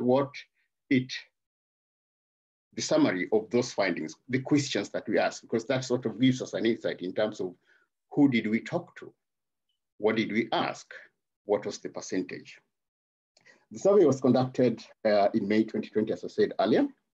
It drew 258 respondents from 33 countries. 44% of those respondents were academics. 25% were professional services staff within the universities. 17% were students. 10% were senior deans. And the regional split of this survey from Africa, we got the highest respondents at 66%, which is really good. Asia, we got 21%, Europe 4%, Pacific 4%, Caribbean and the Americas, we got 4%. The question that we asked first around this survey was, the COVID-19 pandemic has had major impact on universities across the Commonwealth and triggered a rapid move online across education, research, and administration. What did this mean for campus closure? 52% of the respondents said that their campus had been fully closed, and 45% said there was partial closure. So there's some people working from home and some people were working face-to-face. How did that impact on online teaching and learning? 80% of the respondents reported most of all teaching and learning had moved online. And we had that from presentation from the VC and excellent presentation from other people. With regards to research, 78% of the respondents agreed that the pandemic had affected their ability to undertake research, with 69% of the respondents reporting that they are able to take research activities online. And that also raises certain issues around what have we lost with regards to research that needed to take place physically and moved online. The question number 2, we're looking at the digital divide continues to exist between high-income countries, countries with generally high connectivity, and low-income countries with poor connectivity. We heard from Open Dreams in Cameroon how this looks like. We looked at who has access to broadband. While 83% of the respondents from high-income countries have access to broadband, this figure is 63% of the respondents from upper middle income countries and 38% for the respondents from lower middle income countries. That means that the high income countries have access to high connectivity, but what does that mean for online teaching and learning? The respondents reported that their institutions have been able to move any teaching and online and are basically exclusively low. Some of the people who responded from low and middle income countries said that even though they moved online, they are not able to effectively partake in teaching and learning. With regards to online research, which is a very important component to inclusivity and global higher education, 43% of the respondents without broadband connection strongly agreed that the pandemic had affected their ability to undertake research. And some of this research were at the dead end and were almost going into completion. So what would that mean in terms of the output, publication, journals that academics need to publish? We also look at number 3, the gaps in digital engagement at different levels within the universities, what I called earlier, the double digital divide, the digital divide between high-income countries and low-income countries, but within the universities themselves. So within those universities, what does this mean? Who has access to that program? Senior leaders within those universities were most likely to have access to broadband, that's 74% of the respondents, followed by professional services, people work in human resource, maybe finance department, at 52%, academics at 38%, and students at 30%. So you look at the level of academics, access to broadband, and students, as opposed to people in senior leaders and in management positions. How about online working? Because during the lockdown, people had to work from home. Students were less likely than other professional groups to report always working online prior to the pandemic. Some of them had no previous experience working online. So this is quite new to them. While senior leaders and senior administrators were likely than their counterparts to have worked online before, maybe because of their busy schedule, maybe because they do so many other things. They have had this experience of working online, Skype meetings, Zoom meetings, but this was relatively new for certain people, certain constituency within the universities themselves. What does the institutional support look like for remote working? How do our people supported in this process of remote working? Senior leaders and professional services staff at about 80% were more likely than students and academics to report institutional contributions toward devices and data. So where you have IT support, where you have infrastructure, data bundles, maybe financial support, we found that senior leaders and professional services were likely to access those services as opposed to academics and students. What does that mean? What does this double digital divide within the institution mean, and how can they be addressed? I'll come to that at the end of this presentation.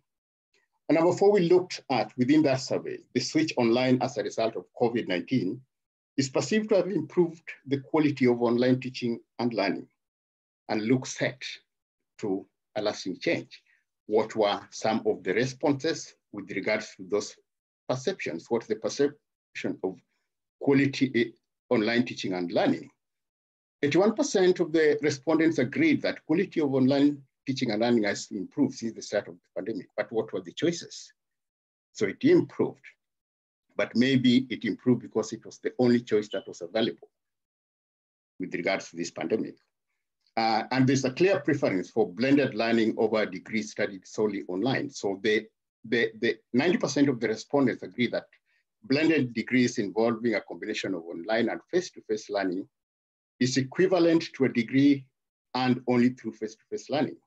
But contrast, 53% felt a degree studied solely online is equivalent to a degree earned through face-to-face. So there's a bit of where do we go online and where do we go face-to-face, and how does that blended learning look like? With regards to online working, 65% of the respondents said they foresee working online frequently after the pandemic. So something came out of that. With only 1% say they never would. 19% said they foresee working online all of the time. 16% said rarely, and 1% said never. This suggests that the pandemic will have lasting change on behaviors and the typical work that we do. How about online teaching and learning? 53% of the respondents said they thought all or most departments would continue to use online teaching and learning after the pandemic. Only 4% said no departments would. So some of them see that what has come out of the pandemic, online learning, is set to go on for quite some time. What about the institutional capacity and will? How do those institutions foresee this? 89% of the respondents agreed that their institutions have the will to develop high quality online teaching and learning, while 82% of the respondents agreed that their institutions may be able to. The survey also looked at universities and the challenges they face in migrating their activities online, which varies according to the context. And we looked within that in terms of remote working. And the most frequently cited challenges for remote working across all the respondents were the internet speed. At 69% said that the problem is internet speed. The cost of data at 61%, internet reliability at 56%, and time zones, because when you're working in partnership and networks across time zones. I had to wake up quite early in the morning, but some people are in the middle of the night. They looked at that, but only 38% said that would be a problem to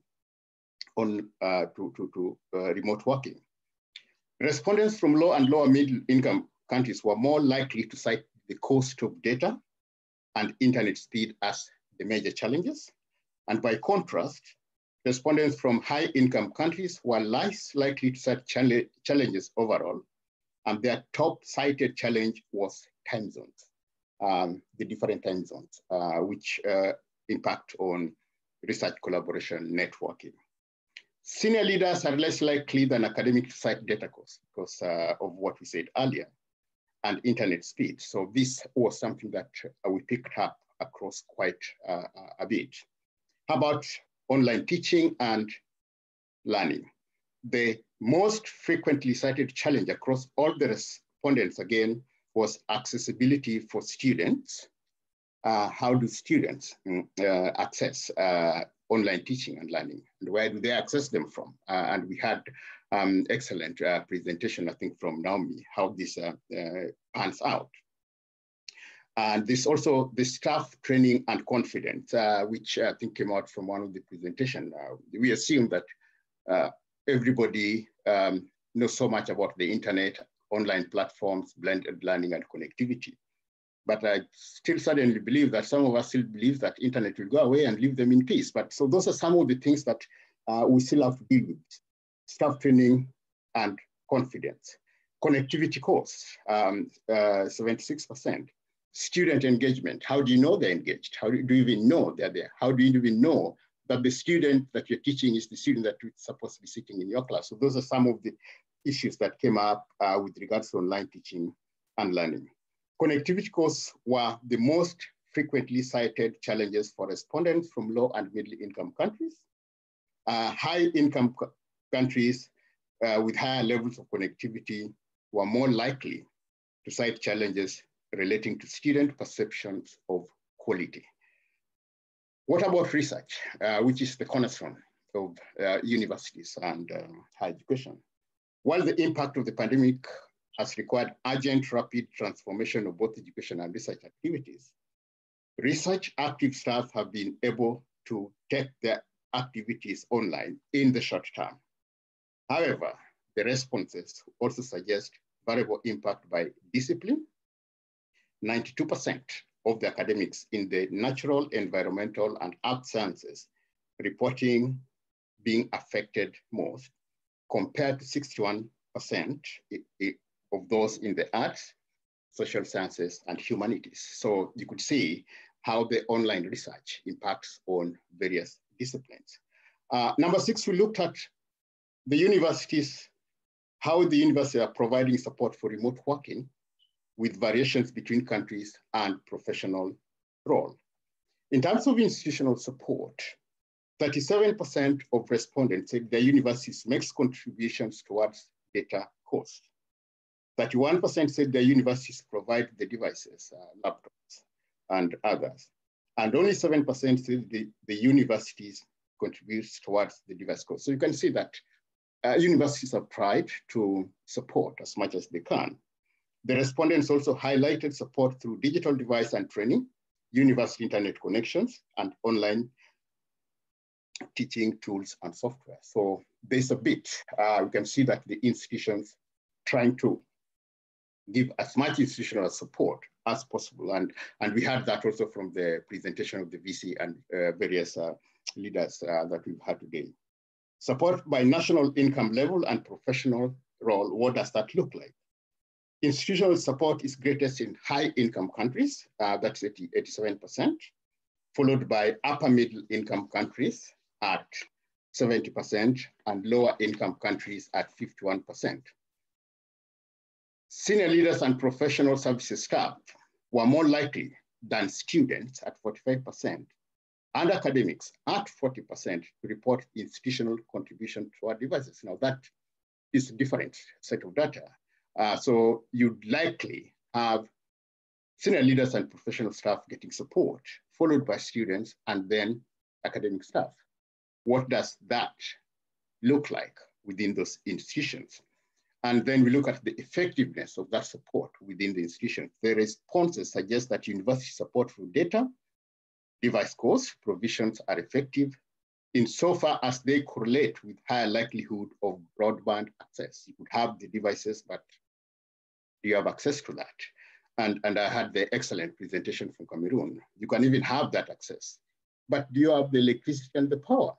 And sometimes you may even have the access, the electricity and the power, but within the community, do you have the space at home? And some of these have also come across in anecdotal evidence, where you find that maybe a family of 4 or 5 in rural Kenya, maybe my home, Kisumu or Nyakach, who has a room for themselves if they want to attend a meeting.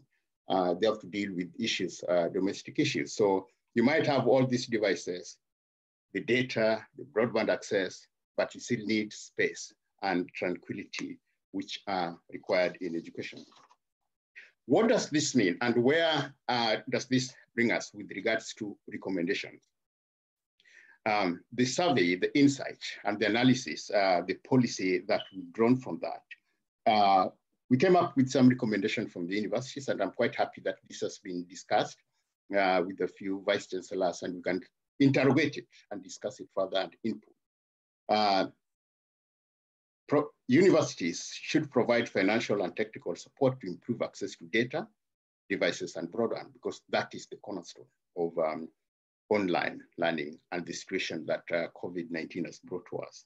They should also identify and develop targeted policies to address the digital divides within the universities to ensure that no one is left behind, who is excluded. How do we bring them on board? And those needs to be addressed within the institutional policies within the universities, so that where we talk of the double divide, we bridge that gap. We also urge the universities to mainstream digital transformation across every element of institutional strategy and planning, because these things can be top-down, but they need to be integrated within the short, medium, and long-term planning of the universities. We also urge the university to recognize the ability to move research activities online,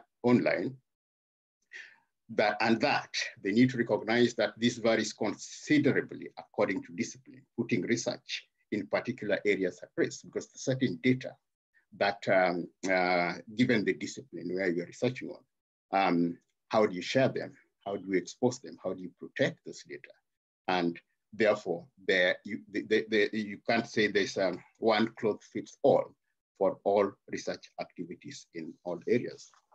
Given that we're looking at governments, and especially as the regional lead for Commonwealth universities in East Africa, I know that we are having Commonwealth ministers meeting in Kenya next year, 2021 in March, and Commonwealth heads of government meeting in Rwanda in June next year.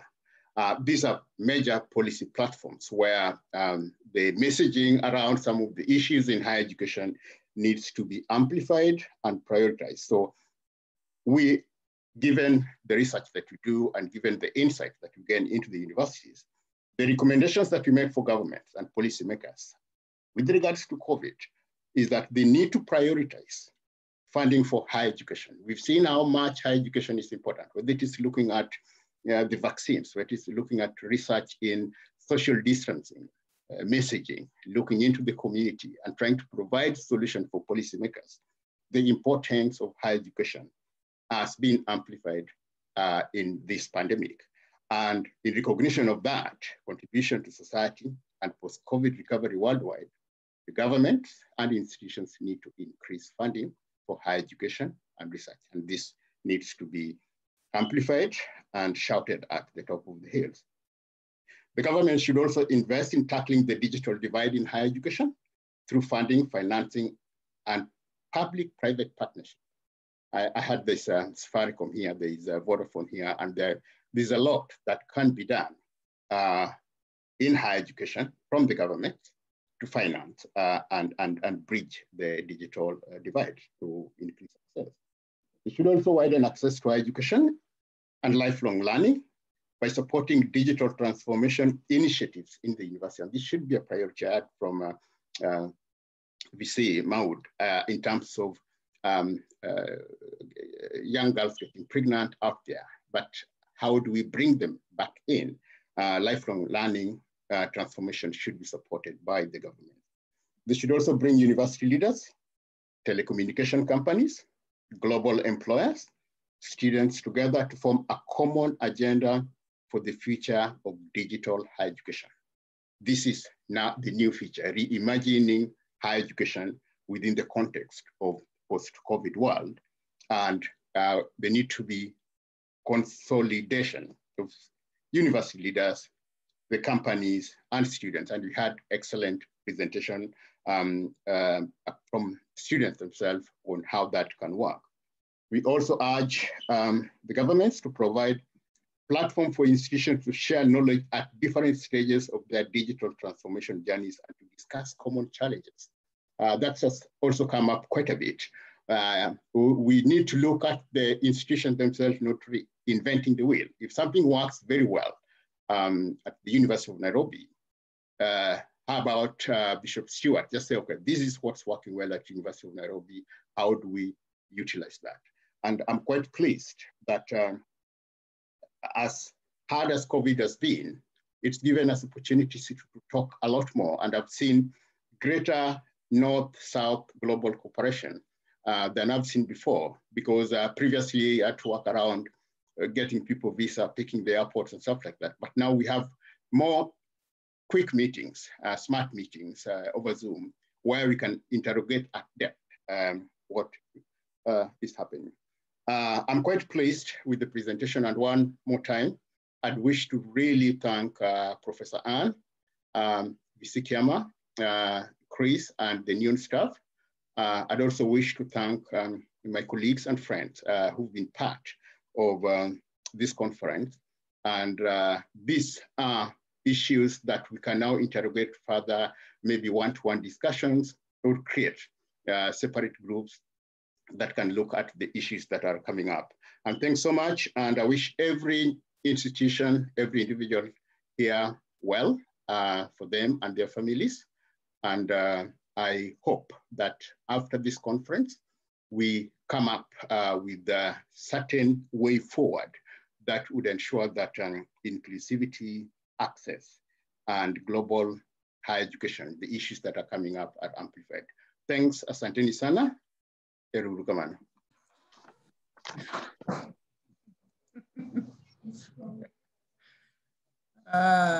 Thank you, George. You've spoken so many languages. We are grateful to the Association of Commonwealth Universities represented by George.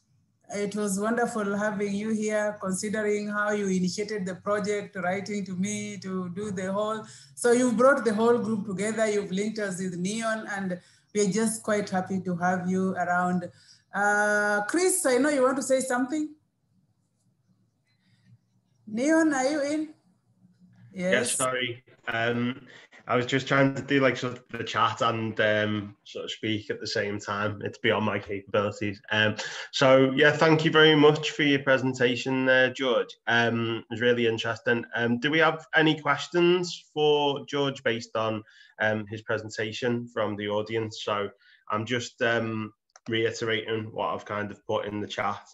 So if anyone does have any questions for George, then we'll just take them now.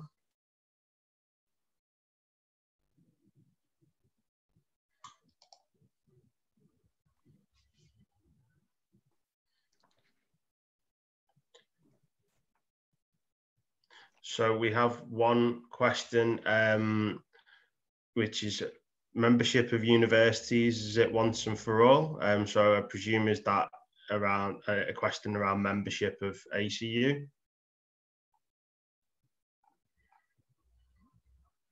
Do you want me to respond to that now? If that's okay. Oh, that's fine. Membership of ACU is open to all universities within the Commonwealth. In East Africa, we have so far 31 members. The newest members, I think Jaramogi University and Kibabi University. I'll just put my email. If you look at our website, scu.ac.uk, there's a part that will take you to how to become a member of SCU. And I'm also there to provide support on how to become a member.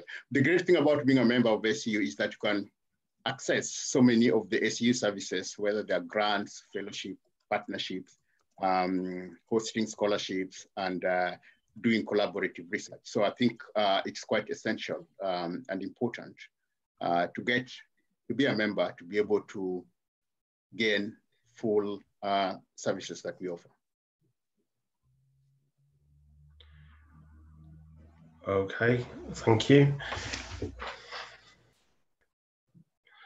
So one of my colleagues is just adding something, I think, to the chat in terms of based on your paper, I think, George. Does anyone else have any further questions?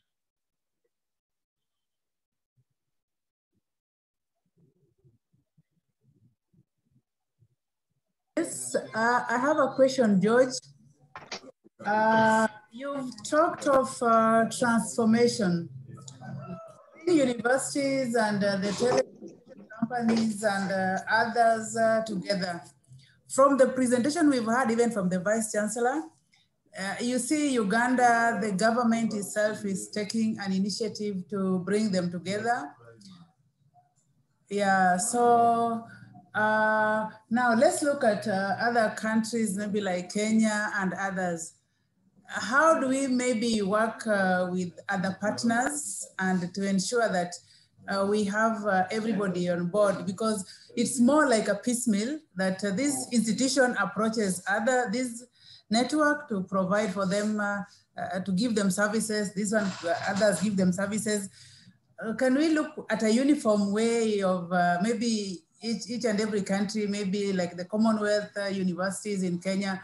Can we look at a way of maybe putting them together and agreeing that we will approach this body and this? Actually, to tell you the truth, the students are quite suffering in terms of online learning. There's the aspect of equity and inequality in education. It's quite widespread, especially in developing countries like Kenya. Some students, for example, I'm a lecturer to a class of 150, only 20 managed to do the exams. The other 130 told me, we just can't access. We don't have the gadget, we don't have the internet. Where we are in Turkana County, there's no internet. Yeah, so can we work more on this? I like the Uganda component. What they have done is quite good. Yeah, can we maybe, when it is a voice, it can be raised more or in other platforms. Thank you. Thanks so much, Anne. And I think one of the things that brought these issues, the discussion I had with you a couple of months ago, and the work that you're doing with the partners in Nigeria, because that sort of brought out that there are certain issues at the universities that you did work with in Nigeria and in Kenya, and that is sort of coalescing and bringing all these issues together. With regards to bringing the players together, I think employers increasingly see the importance of digital, because they also have to send their staff to go and work online, work from home. So the institutions of higher learning and universities need to sort of show that it is important for corporates and employers to support the university initiatives to build the online platform and digital transformation. And governments need to be brought on board. And I think that's one of the issues why when we have this conference, we need to bring in the corporate players, we need to bring in the government policymakers, and we need always to be communicating, writing policy platforms, doing research, and showing how important it is for them to come together.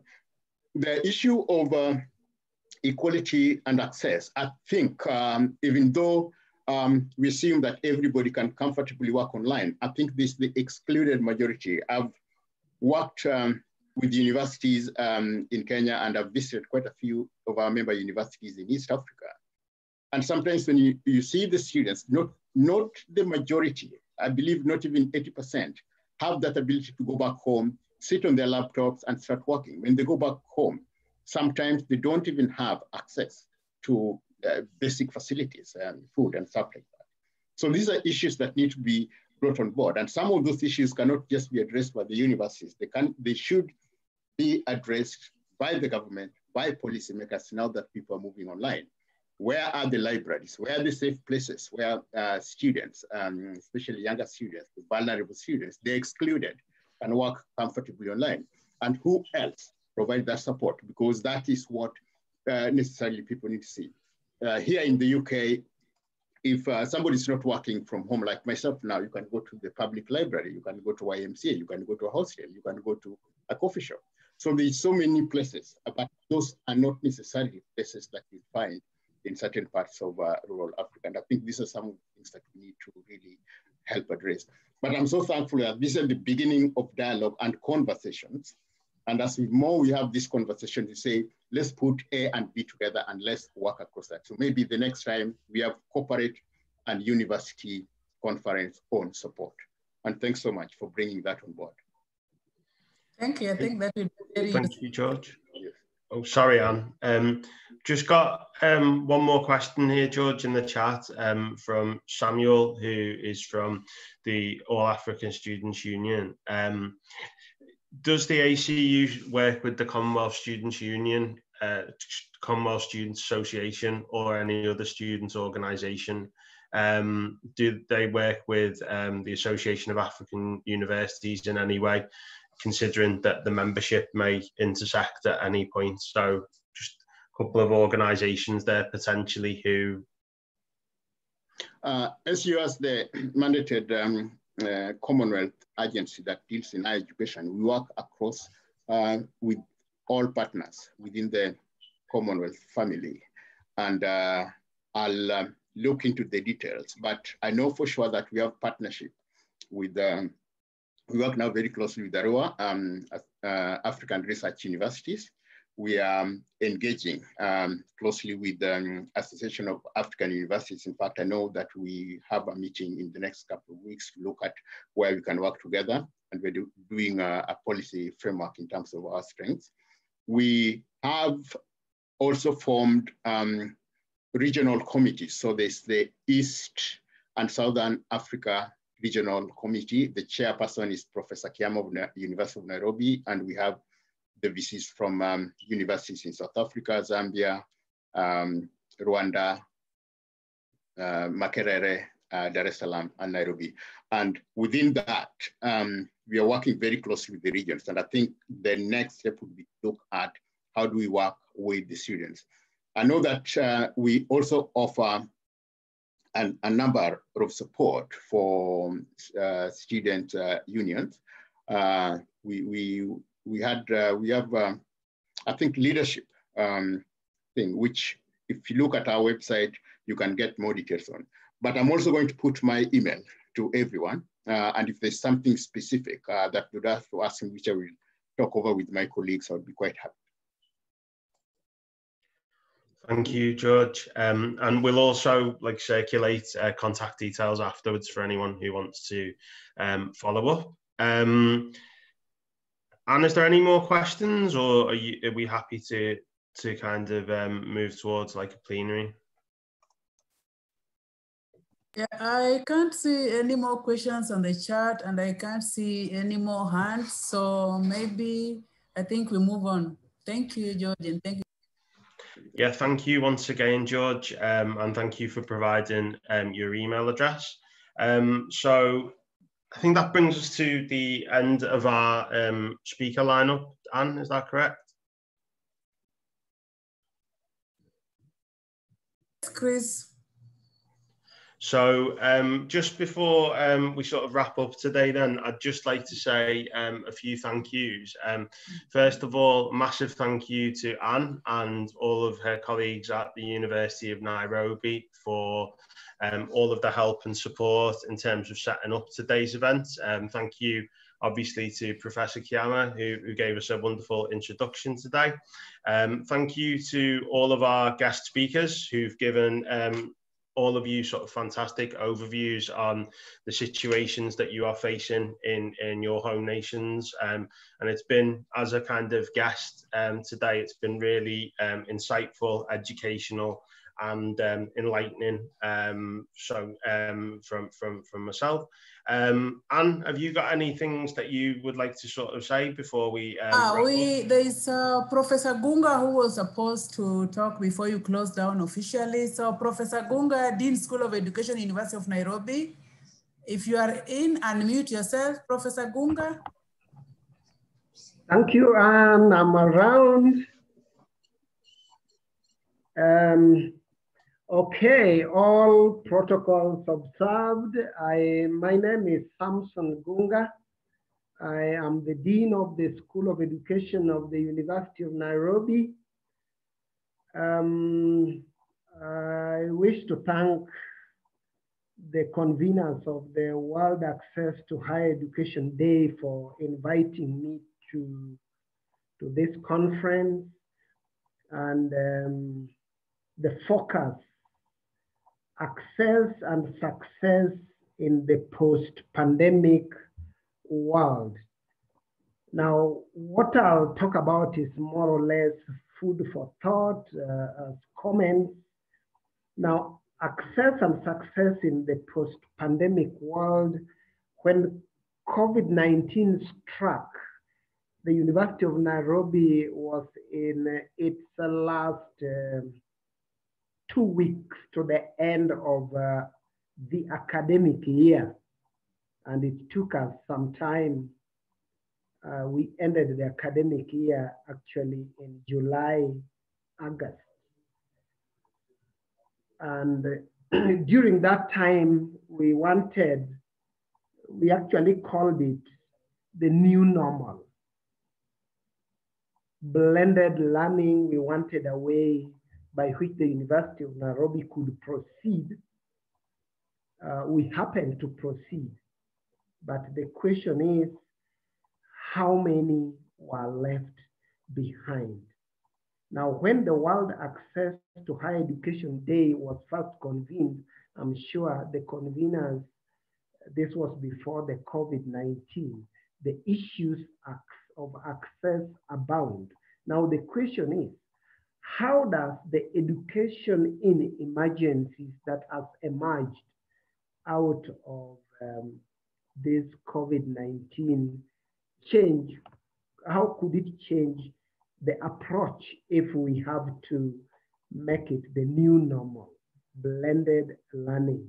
And it has been said here also that the digital divide was so wide even before the COVID-19. What about right now?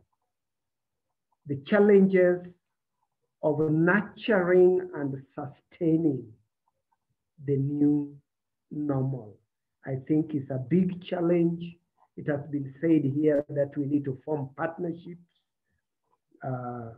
so that we can be able to nurture and sustain the new normal. Challenges abound.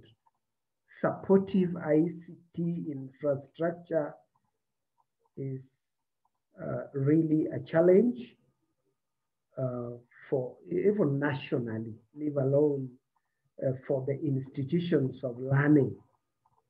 Getting compliant equipment like learning support systems, getting individuals and institutions to have computers, laptops and smartphones, and even professional development for those who would support learners.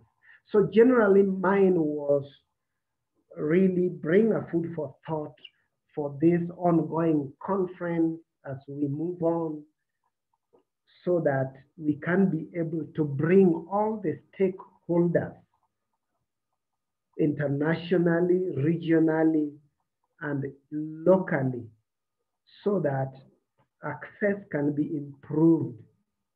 If it was as bad in the old normal, what would it be in the new normal? Thank you so much for this opportunity to address you. Thank you, and I've returned it to you. Yes, thank you, Prof.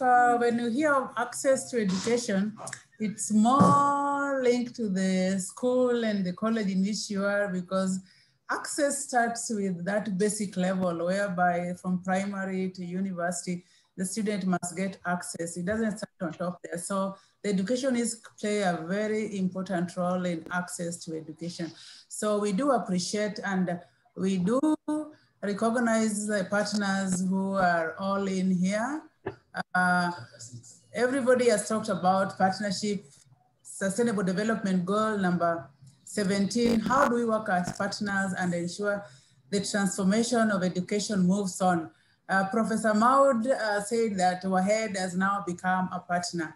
I think University of Nairobi, WAHED became a partner when we started the whole thing. SCU is also here as our partners. SCU, maybe on the side, we have quite a number of universities here who are asking me, how do we join SCU? So we are happy, George, you are on board. So you'll take into their consideration and see how they join the SCU, and we work together. I think it has been great having you here. We have worked on time exactly how we plan the program. We are happy. Maybe Chris, I don't know whether you have the last parting shot before we close down, but we thank everybody from where you have joined us. We are grateful.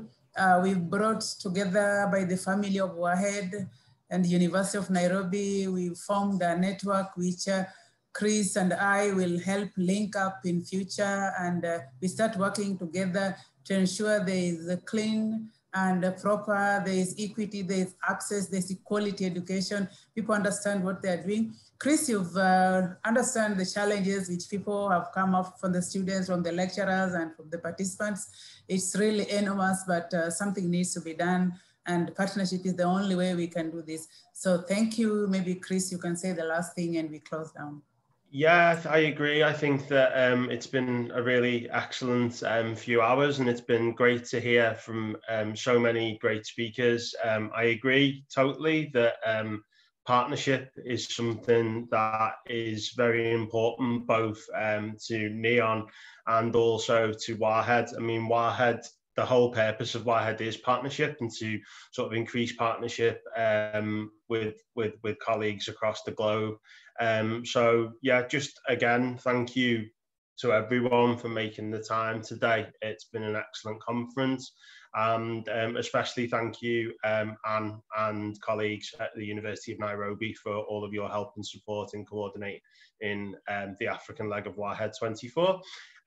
Just before I do finish, I've been asked by colleagues at NEON to remind everybody that whilst we are finishing here in the African leg, we also have a number of other conferences taking place throughout the course of today. So the next conference is in about an hour and a half time. That's the European conference.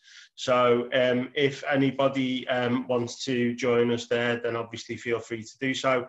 And then that will be followed by events in North America and Latin America, closing the WAHED24 program. So yeah, thank you once again to everybody. And most of all, a big thanks to Anne for all of your help and support in making today a success. Thank you. Thank you all. Now you can, we can leave, and we can do other activities. We are grateful. Let's meet the next WAHED next year, 2021, but we'll continue chatting. The Twitter is still on, so we are now continuing online, but for now we are breaking. Thank you all, and stay well and stay safe. Thank you. And oh yeah, I'm still on. Prof, you want to say something? I was saying thank you so much for the opportunity. WAHED, have I become a member straight away, or there's a form to fill? Everyone will get sort of, everyone who's attended the conference today will receive details and follow-up. And you'll now be on a sort of our distribution list. And as Anne says, we look forward to next year's event. So it'd be great to have you involved in that, Prof. Thank you very much, Chris. Thank you. Thank you for your time today. Safe. Thank you. Stay well. Stay safe. We'll be together. Thank you, Anne. Thank you, everyone. Thank you, Jaramogi Oginga Odinga University, Pam.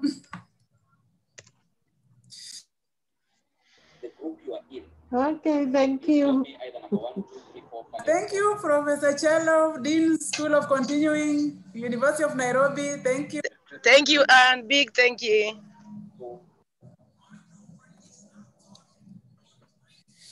Neon, may I have contacts of Neon? Who is Neon? Yeah, we'll send you. NEON is the National Educational Opportunities Network in the UK.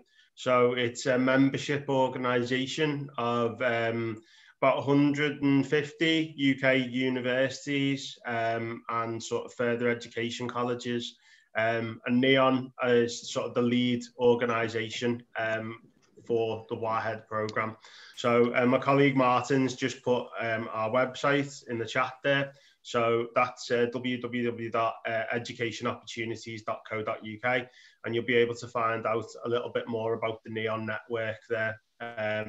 This is the third time that we've done WAHED. So as I say, we'd be very keen to kind of continue to work with you and to continue the conversation offline. Thank you so much. Let me wait to communicate on space. Anna, bye. Zuri, tutaongea. Thank you, Prof. Thank you, Prof. And thank you, everybody. Thank you, Chris. It was wonderful. Thank you. Cheers. Thank you for all of your help. Thank you. Bye. You. Bye. Take care. Bye now. Thank Bye. you. Bye. Bye. Bye.